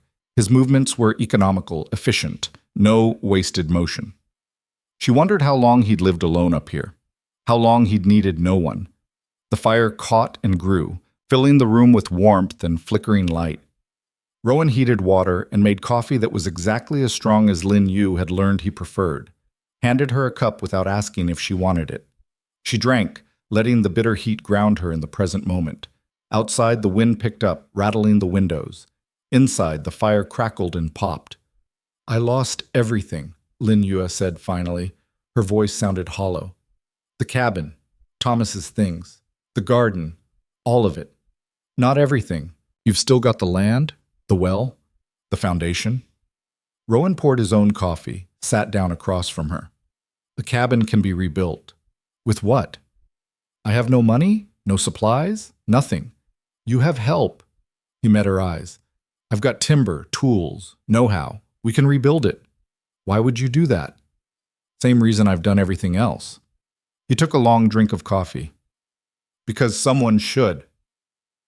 Lin Yue felt tears threatening again. She'd cried more in the past 6 months than in her entire life before that. "I don't understand you. Any of this. You barely know me." I know enough. What does that mean? Rowan was quiet for a long moment, staring into the fire. When he finally spoke, his voice was rough. My wife, Sarah, she was strong like you, refused to break even when the world was breaking around her. Took care of Emily when I was working, took care of me when I was hurting, took care of everyone. He paused. When they got sick, she kept fighting until the very end, kept believing someone would help, that people were fundamentally good. But they weren't. No, they were scared and selfish and willing to let a woman and a child die rather than risk inconvenience. His hands tightened around the coffee cup. I watched her hope die before her body did. That was the worst part, seeing her realize that no one was coming, that we were alone. Lin Yue's throat tightened. After they were gone, I swore I'd never watch that happen again. Never stand by while someone's hope got killed by other people's cruelty. He looked at her. So when I see you fighting, refusing to give up despite everything they've thrown at you, yeah, I'm going to help. Because maybe saving you means something I couldn't save gets saved after all. The raw honesty of it stole Lin Yu's breath. She set down her coffee cup and crossed to where he sat, put her hand over his. I'm not your wife, she said gently. I know. And I can't replace what you lost. I know that too. He turned his hand over, squeezed hers. But maybe we can help each other stop losing. They sat like that for a long time, hands clasped, fire burning low. Lin Yue felt something shift between them, an acknowledgement of connection that went deeper than friendship but hadn't yet found its name. Finally, Rowan stood. You should sleep. Tomorrow's going to be hard. Every day is hard. Yeah, but tomorrow we start rebuilding. That's different. He grabbed a blanket from a chest. I'll be in the barn if you need anything. There's a bell on the porch. Ring it if there's trouble. He left before she could respond. Lin Yue listened to his footsteps crossing the yard, heard the barn door creak open and closed. Then silence.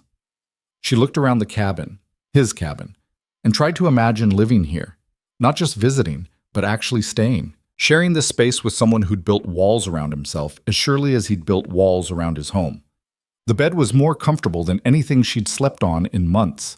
The quilt smelled like pine and wood smoke. Lin Yue closed her eyes and tried not to think about everything she'd lost.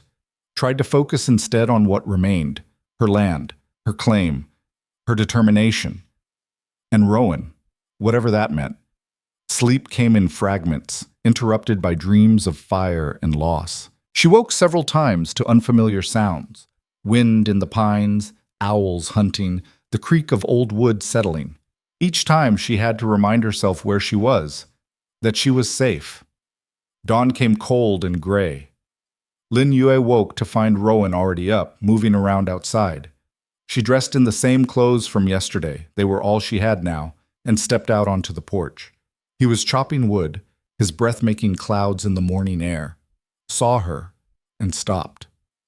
Coffee's hot, he said, gesturing toward the house. Lin Yue poured herself a cup and watched him work. After a few minutes, she set down the cup and picked up the second axe leaning against the woodpile. What are you doing? Rowan asked. Helping. You don't need to. Yes, I do.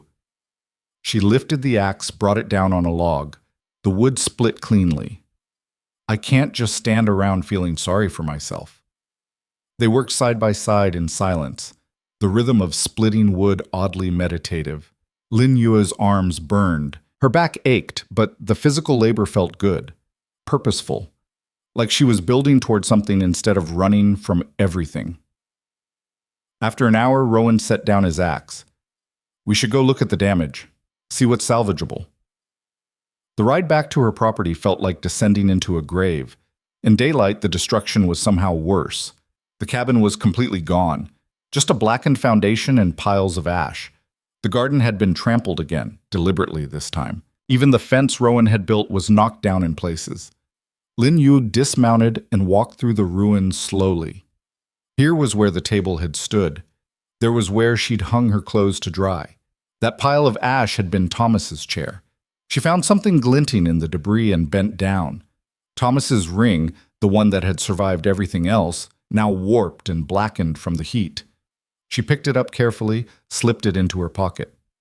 "The well's intact," Rowan called from behind the ruins. "Water's still good, and the foundation's solid. They didn't have time to damage the stone." Lin Yu joined him. He was right. The well still had its bucket and rope. The foundation stones were scorched but unbroken. It wasn't much, but it was something. "How long to rebuild?" she asked. "Depends. If we work steady, maybe 3 weeks for the basic structure. Another week for finishing." He walked the perimeter, examining the ground. "We'll need to source lumber, which means either cutting it ourselves or buying it in town. I have no money for buying." "Then we cut it ourselves. I've got a saw and a good stand of pine on my property." He turned to face her. "But Lin Yue, you need to understand, rebuilding here means staying, means refusing to let them win. Are you sure that's what you want?" "What else would I want?" "To leave. Start over somewhere else, somewhere people don't know your face or your story." He gestured at the ruins. "This is going to be a fight. Every day. Hester won't stop, the town won't suddenly accept you, and there's no guarantee you'll win." Lin Yu looked at the blackened ground, then up at the mountains beyond. Somewhere out there was the life she'd left behind in San Francisco. The laundry where she'd worked 18-hour days, the boarding house where she'd slept in a room with 8 other women, the endless struggle to survive in a city that saw her as cheap labor and nothing more. Thomas had offered her something different. Not easy, but different. A chance to own something, to build something, to be someone. She wasn't ready to give that up. "I want to stay," she said. "I want to rebuild." Rowan nodded slowly. "All right then, let's get started."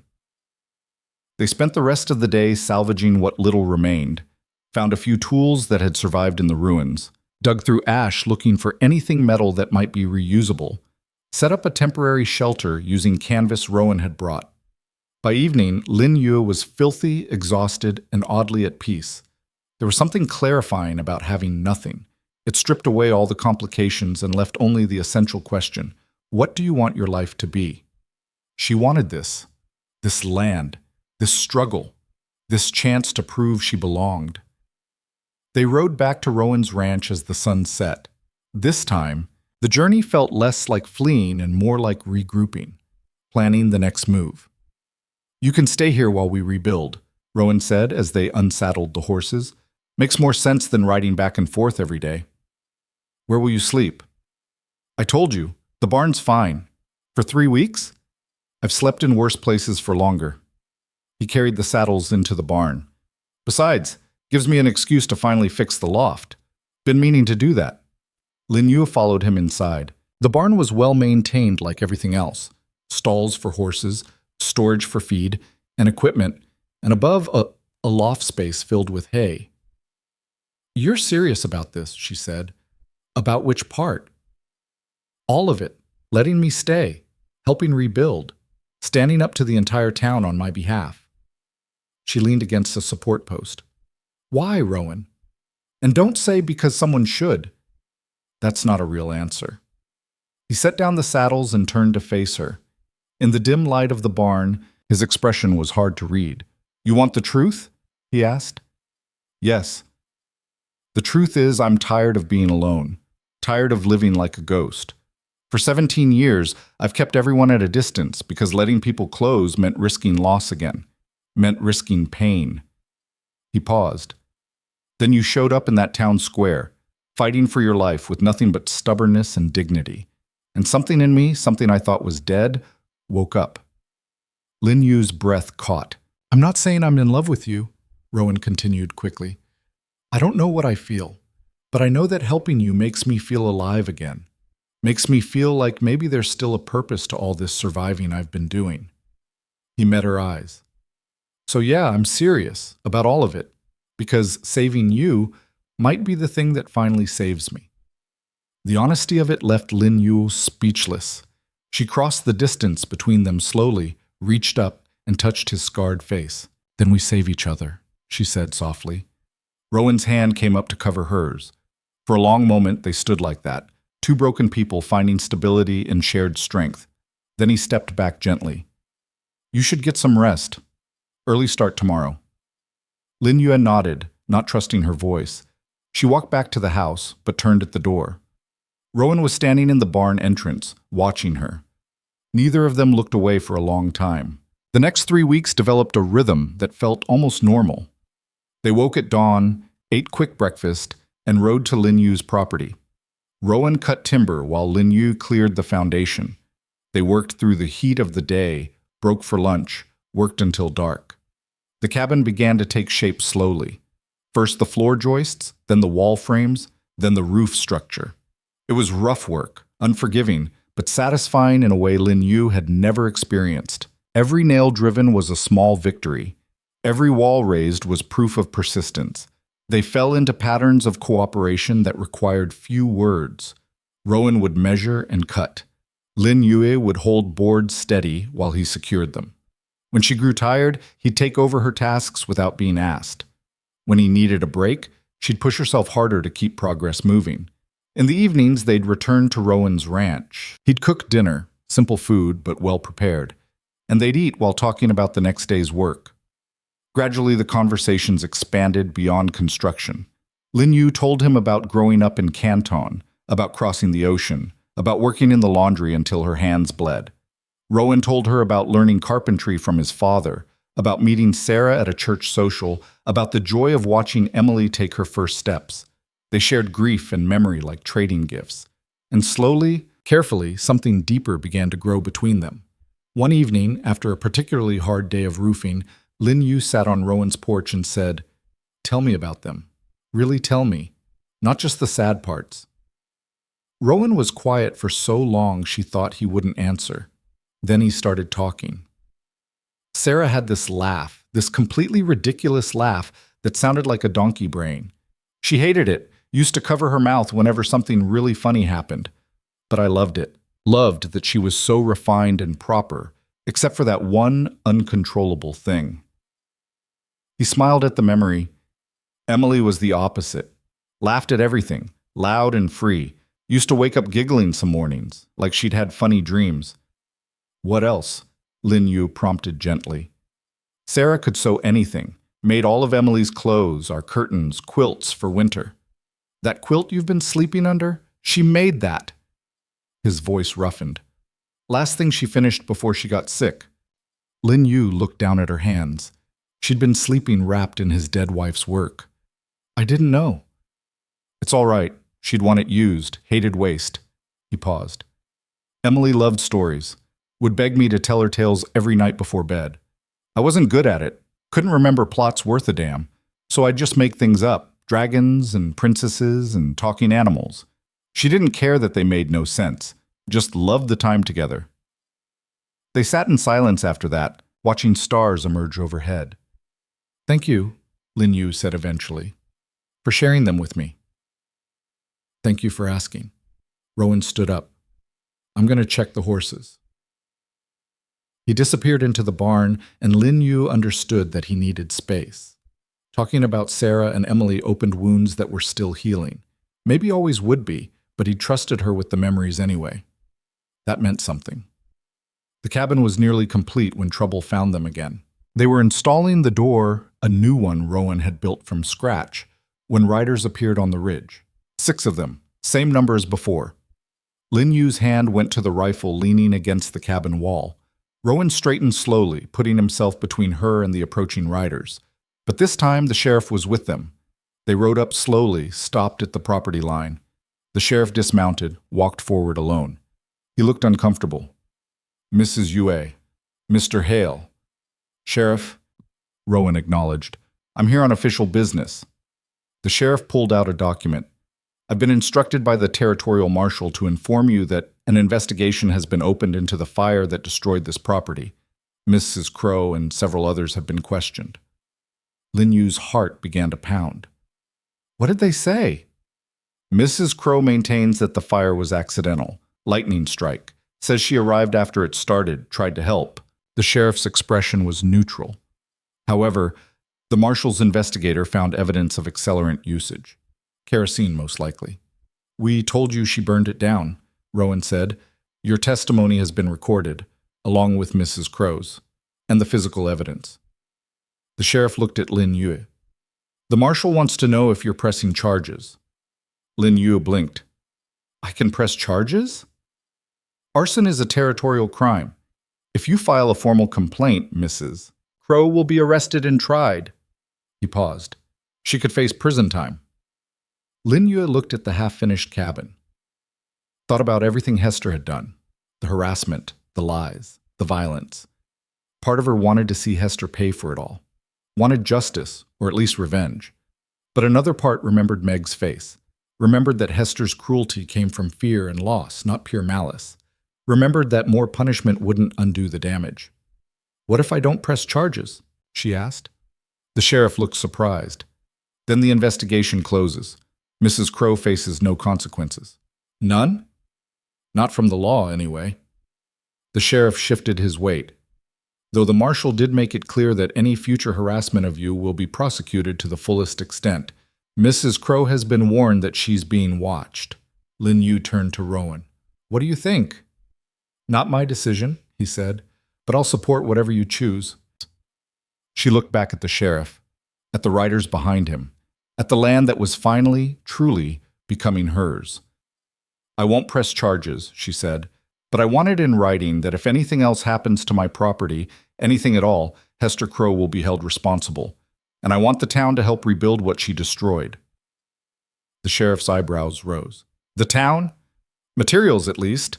Lumber and supplies to replace what I lost. Lin Yue's voice was steady. Call it restitution, or reparations. But if they want to avoid a trial, they can prove they're willing to make amends. The sheriff considered this. Finally, he nodded. I'll relay your terms to the marshal. Can't promise anything, but he looked at the cabin. Seems fair. After the sheriff left, Rowan turned to her. You surprised me. How? Thought you'd want blood. I did. Part of me still does. Lin Yue sat down on the cabin steps. But sending Hester to prison won't change the town. Won't make them accept me. Might even make things worse. So you're being strategic. I'm being practical. If the town helps rebuild, they have investment in my success. Harder to destroy something you helped create. She looked at him. Is that wrong? No, it's smart. Rowan sat beside her, though I'm not sure they'll agree to it. Then I press charges and let a judge decide. Lin Yue shrugged. Either way, I win something. 3 days later, a wagon arrived with lumber and supplies. The driver was Carl Drucker, looking like he'd swallowed something sour. Town council agreed to your terms, he said, not quite meeting her eyes. This covers materials. You're on your own for labor. That's fine, Lin Yue said. We've got labor handled. Drucker helped them unload in silence. Before leaving, he paused. For what it's worth, what happened to your cabin? That was wrong. Not everyone agreed with it. It wasn't quite an apology, but it was something. With the new materials, work accelerated. The walls went up faster. The roof got properly shingled. Windows got installed. Real glass, not oiled paper. The cabin began to look like a home again. Rowan worked like a man possessed, barely sleeping, driving himself to finish before his strength gave out. Lin Yue finally confronted him about it. You're going to collapse if you keep this up, she said, watching him frame out the interior walls despite the late hour. Need to finish. Why? We've got time. Rowan set down his hammer. In the lamplight, he looked exhausted.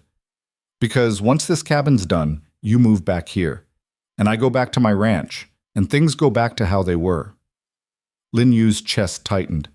Is that what you want? No, but it's what makes sense. You need your own space, your own life. He wouldn't look at her. Can't live in my barn forever. Rowan, I know. It's been nice these past weeks. Having someone around, feeling useful, but it can't last. You know that. Lin Yue crossed to him, took the hammer from his hands. What if I don't want it to end? He finally met her eyes. What are you saying? I'm saying that these past weeks, working together, eating together, talking until late, it's the most at peace I've felt since Thomas died.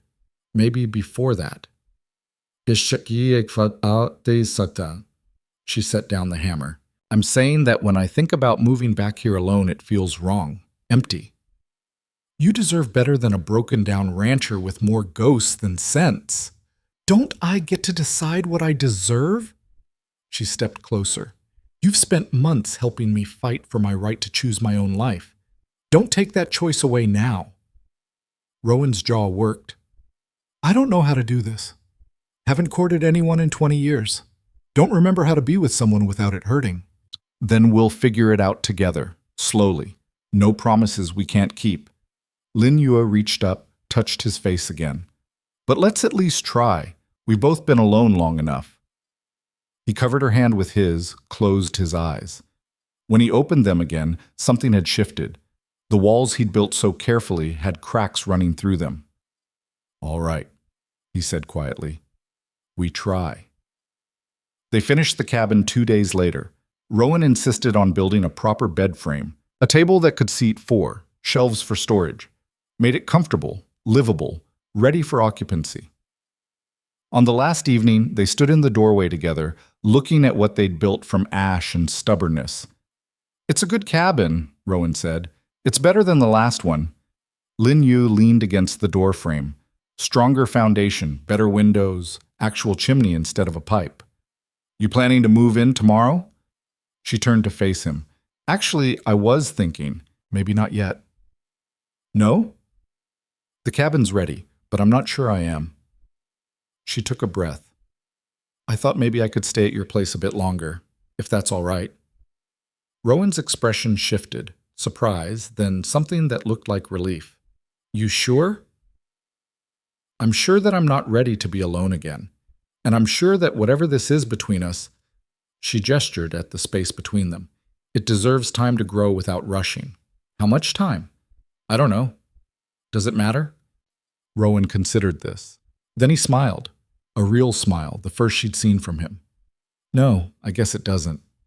They rode back to his ranch together as the sun set, painting the mountains in shades of gold and amber. And for the first time since losing Thomas, Lin Yue felt something that wasn't just survival. She felt possibility. The weeks that followed existed in a space between old life and new, between healing and hoping. Lin Yu stayed at Rowan's ranch, and neither of them mentioned her moving back to the rebuilt cabin. It sat empty but ready, a possibility waiting for the right moment that never seemed to arrive. Because the truth was, they'd built something more than a cabin in those 3 weeks of reconstruction. They'd built a partnership that felt essential, necessary, like breathing. Mornings began with coffee on the porch, watching sunrise paint the mountains in colors that had no names. Rowan would plan the day's work while Lin Yu listened, occasionally pointing out details he'd missed or suggesting better approaches. He'd started asking her opinion on everything: where to plant next season's crops, which fences needed mending, how to organize the workshop, small acknowledgments that her voice mattered, that she belonged. The town's attitude shifted too, though slowly and incompletely. People still stared when Lin Yue rode through Red Hollow, but the hostility had dulled to wary curiosity. Carl Drucker sold her supplies without commentary. The minister nodded when they passed on the street. Small gestures, but they added up. Meg visited one afternoon, riding up to Rowan's ranch with a basket of preserves and an expression that mixed guilt with determination. Mother doesn't know I'm here, she said, dismounting. She's still furious about the settlement. Says you manipulated the marshal. Did she? Lin Yue asked, accepting the basket. Yes. And I told her she was lucky you didn't press charges. Meg glanced toward the house. Is it true you're living here now, with Mr. Hale?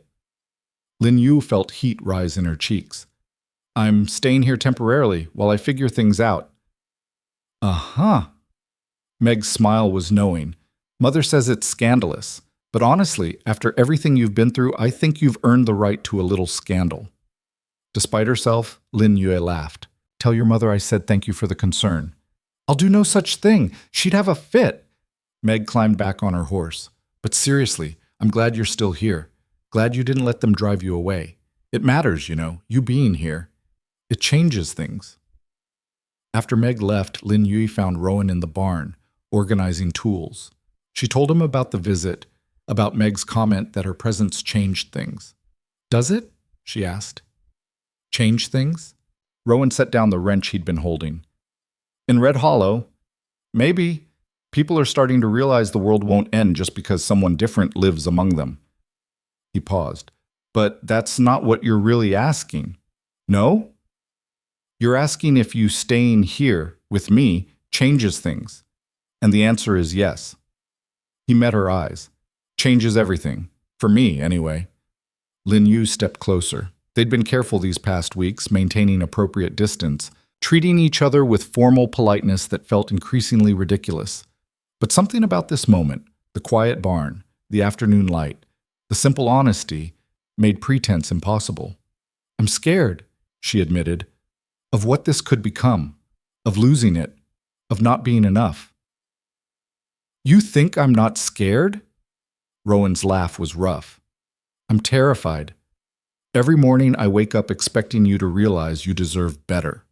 Someone younger, less broken, with fewer ghosts. I don't want someone else. I want this, whatever this is. Even if it's messy and complicated and we don't know what we're doing. Especially then. Lin Yu reached for his hand. We've both tried to do things the right way, followed rules and expectations. And where did it get us? Alone and hurting. Maybe it's time we stop worrying about right and just focus on real. Rowan's fingers laced through hers. Real. I can do real. He pulled her close. Not a passionate embrace, but something quieter and more profound. Lin Yu rested her head against his chest and listened to his heartbeat, steady and strong. This wasn't the desperate romance of her youth or the careful partnership she'd had with Thomas. This was something new, built on shared trauma and mutual respect, and the simple fact that they'd chosen each other when they could have chosen to remain alone. That evening, Rowan moved his things from the barn back into the house. They didn't discuss what it meant, didn't label what they were becoming, just rearranged the space to accommodate two lives instead of one. Lin Yui hung her few remaining possessions on pegs beside Rowan's, set Thomas's warped ring on a shelf where she could see it but not obsess over it, started thinking of this place as home in a way that had nothing to do with ownership and everything to do with belonging. The first real test came 2 weeks later. Lin Yui was working in the garden. Rowan had helped her plant one near the house, proper rows of vegetables and herbs, when she heard shouting from the direction of the road. She stood up, shading her eyes, and saw riders approaching. Not the hostile mob she'd grown to expect, but something worse. The territorial marshal, accompanied by the sheriff and 2 deputies. Her stomach dropped. Had Hester found some new legal angle? Filed charges? Manufactured evidence? Rowan emerged from the workshop, saw the riders, and his expression hardened. He walked to meet them, Lin Yu falling in beside him. The marshal dismounted, an older man with gray in his mustache and eyes that had seen too much corruption to be easily fooled. He looked between them. Mrs. Yue, Mr. Hale. Marshal, Rowan acknowledged. What brings you out here? Official business, I'm afraid. The marshal pulled out a document. The investigation into the arson at Mrs. Yue's property has concluded. I'm here to deliver the findings. Lin Yu's mouth went dry. I told the sheriff I wouldn't press charges. I'm aware, but the territorial government takes arson seriously, especially when it involves destruction of legally owned property. He opened the document. Based on physical evidence and witness testimony, we've determined that Hester Crow did indeed set fire to your cabin with malicious intent. But then why are you here instead of arresting her? Rowan asked. Because Mrs. Crow has filed a counter-complaint. Claims you, he looked at Rowan, threatened her life during the confrontation following the fire. Says you aimed a rifle at her and 6 witnesses, coerced her into accepting responsibility. Lin Yu felt the world tilt. That's not what happened. She says otherwise, and her witnesses back her up. The marshal's expression was neutral, which puts me in an interesting position. I've got evidence of arson and evidence of armed threat. Question is, what do I do about it? You do your job, Rowan said flatly. You arrest the person who committed arson, and you ignore the false charges designed to muddy the waters. That would be the simple answer, if I was certain the charges were false. The marshal looked at Rowan steadily. Did you point a rifle at Mrs. Crow? Rowan didn't blink. Yes. Did you threaten to shoot her? I told her if she wanted Lin Yue's land, she'd have to go through me. Drew a line she couldn't cross without consequences. Some might call that a threat. Some might call it self-defense. She'd just committed arson and was standing on the property bragging about it. Rowan's voice was hard. I was protecting what was mine. Mrs. Yue's property, you mean? I mean what was mine to protect. The marshal studied him for a long moment. Then he turned to Lin Yue. You were there, what's your account? Lin Yue thought carefully about her answer. She could lie, say Rowan never raised the rifle. But that would make them both look dishonest if the truth came out. Better to stick with facts. Rowan confronted them armed. He had to. They outnumbered us 6-2, and they'd just committed a serious crime. He made clear they couldn't intimidate us anymore. But he never fired, never actually threatened to shoot anyone who wasn't threatening us first. That's a fine line. It's the truth. The marshal was quiet, looking between them. Finally, he folded the document. Here's what I'm going to do. I'm going to file a report stating that while Mr. Hale did brandish a weapon during a confrontation, it was in response to criminal activity and did not constitute unlawful threat. And I'm going to recommend that no charges be filed against either party, Mrs. Crow or Mr. Hale, provided both agree to leave each other alone going forward. She burned down my cabin, Lin Yue said, and she gets nothing? She gets a permanent record with the territorial government, gets her name on a list of people we're watching, and she gets the knowledge that if she steps wrong again, I'll throw the book at her. The marshal's expression softened slightly. Sometimes justice is about preventing future harm more than punishing past actions, Mrs. Crow knows she's on notice. That might be worth more than a trial. It wasn't the answer Lin Yue wanted, but looking at the marshal's face, she suspected it was the best answer she'd get. Fine, she said. I agree to the terms. Mr. Hale? Rowan nodded stiffly. Agreed. After the marshal left, they stood in silence, watching dust settle on the road. I'm sorry, Rowan said finally. My confrontation with Hester complicated things. Should have been more careful. Don't apologize for defending me, for defending us. Lin Yue turned to him. You did what needed doing. Let the marshal handle the politics. But the encounter left them both unsettled. That night, lying in the darkness, Lin Yue voiced the fear that had been growing. What if they never stop? Hester and people like her. What if there's always another legal challenge, another confrontation, another attempt to drive me out? Rowan was quiet for a moment. Then we keep fighting, keep standing our ground, until they realize we're not going anywhere. For how long? As long as it takes. He rolled over to face her.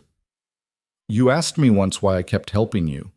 The real answer, the one I couldn't say then, is that fighting for you gave me something to live for, gave me purpose I'd lost when Sarah and Emily died. Lin Yue felt tears sting her eyes. That's a lot of pressure to put on one person. I'm not saying you're responsible for my happiness. I'm saying you reminded me I could still feel things, could still care about outcomes, could still build instead of just surviving. He reached out, brushed hair from her face. Whatever happens with the town, with Hester, with any of it, we face it together. That's the difference now. Neither of us is alone. She kissed him then, soft and tentative. Rowan responded carefully, like he was handling something precious and breakable. When they pulled apart, Lin Yue smiled in the darkness. Together, she agreed. I like the sound of that. The seasons changed as they always did in the mountains. Summer's heat gave way to autumn's gold, then winter's white. Lin Yue and Rowan worked the land through it all, harvesting crops, preparing for cold, making repairs that would last through freeze and thaw. Red Hollow's attitude continued its gradual shift. It wasn't acceptance, exactly. More like exhausted resignation. The town had thrown everything at Lin Yue, and she'd refused to break. At some point, opposition became more trouble than it was worth. Carl Drucker started actually conversing when Lin Yue came to the store, asking about her garden and Rowan's stock. The minister invited them to a community barn raising, though they politely declined.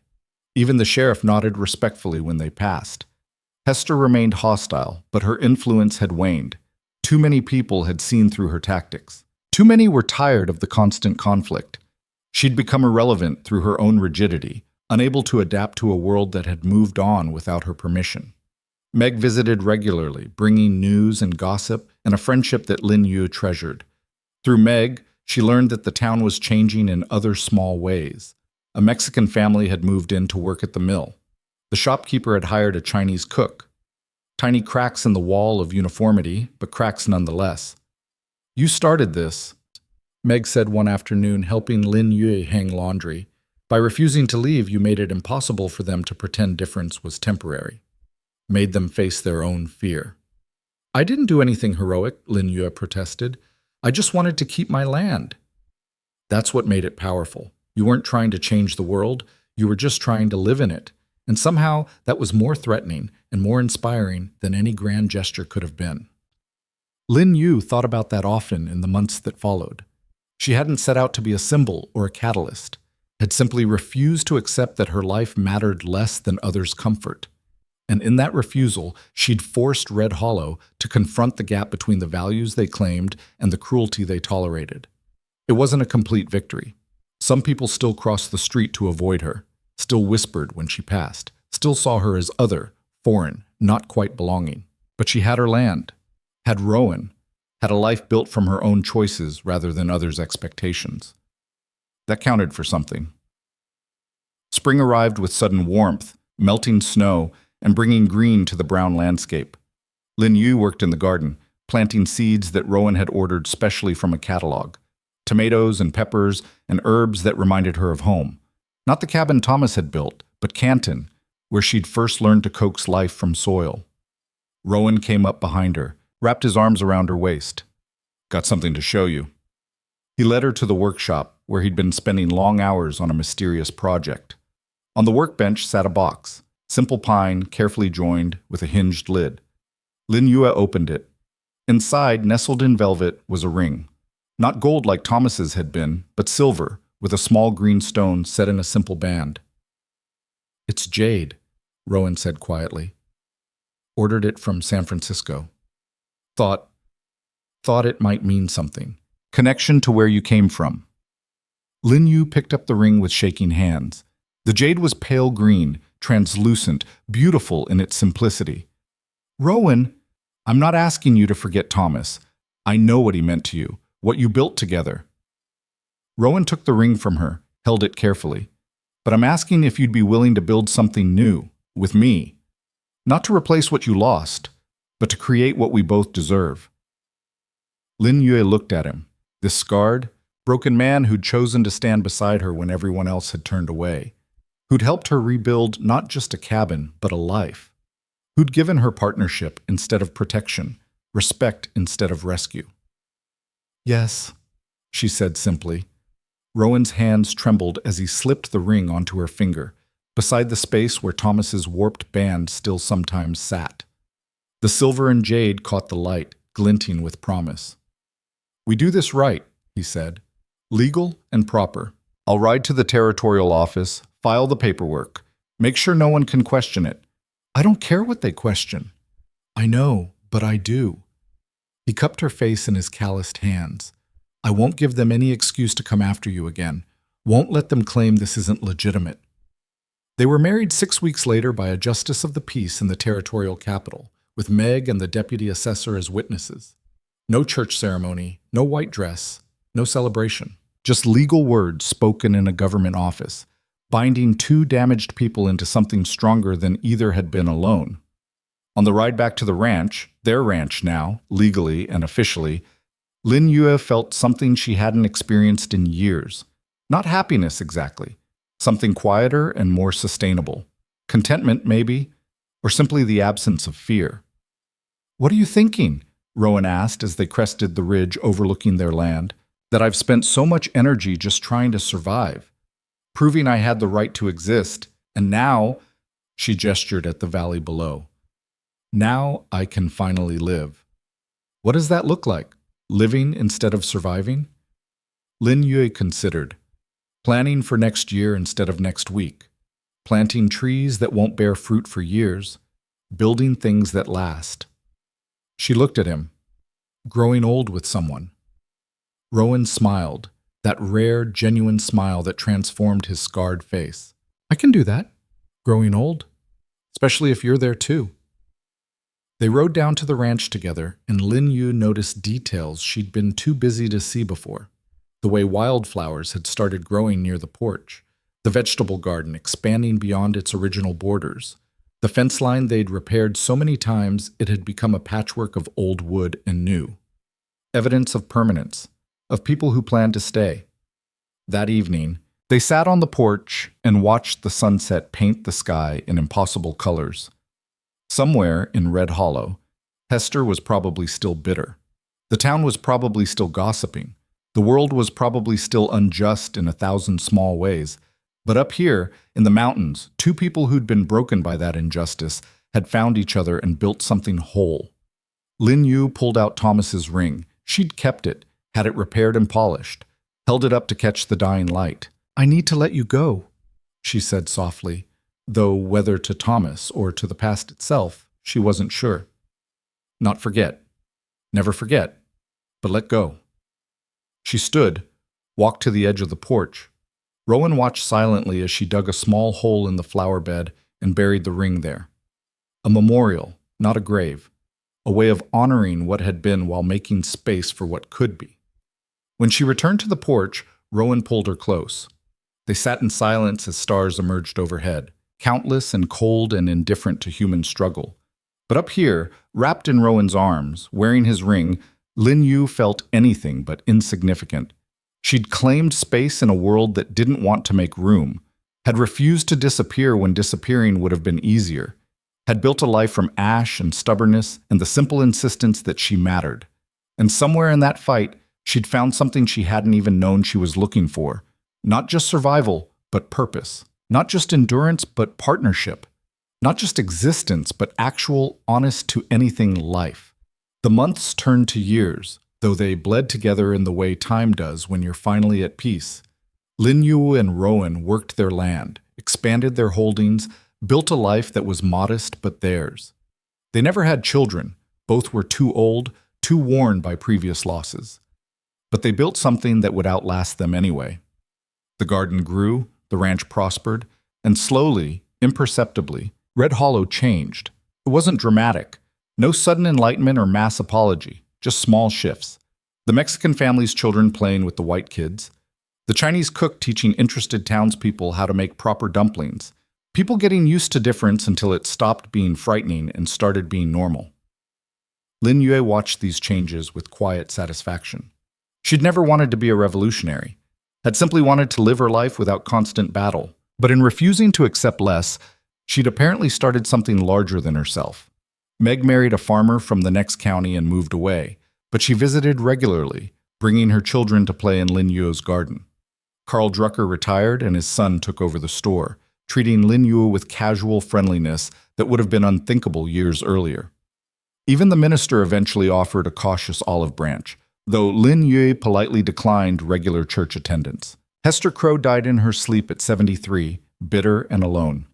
Lin Yue attended the funeral, not out of forgiveness, but out of acknowledgement that they'd been locked in a battle neither of them had truly won or lost, just survived differently.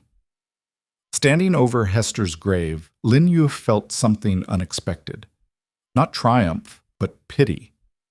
Hester had spent so much energy fighting change that she'd missed the chance to adapt to it, had chosen rigidity over growth, and died exactly as she'd lived, hard, unyielding, and ultimately irrelevant. You feel bad for her? Rowan asked quietly beside her.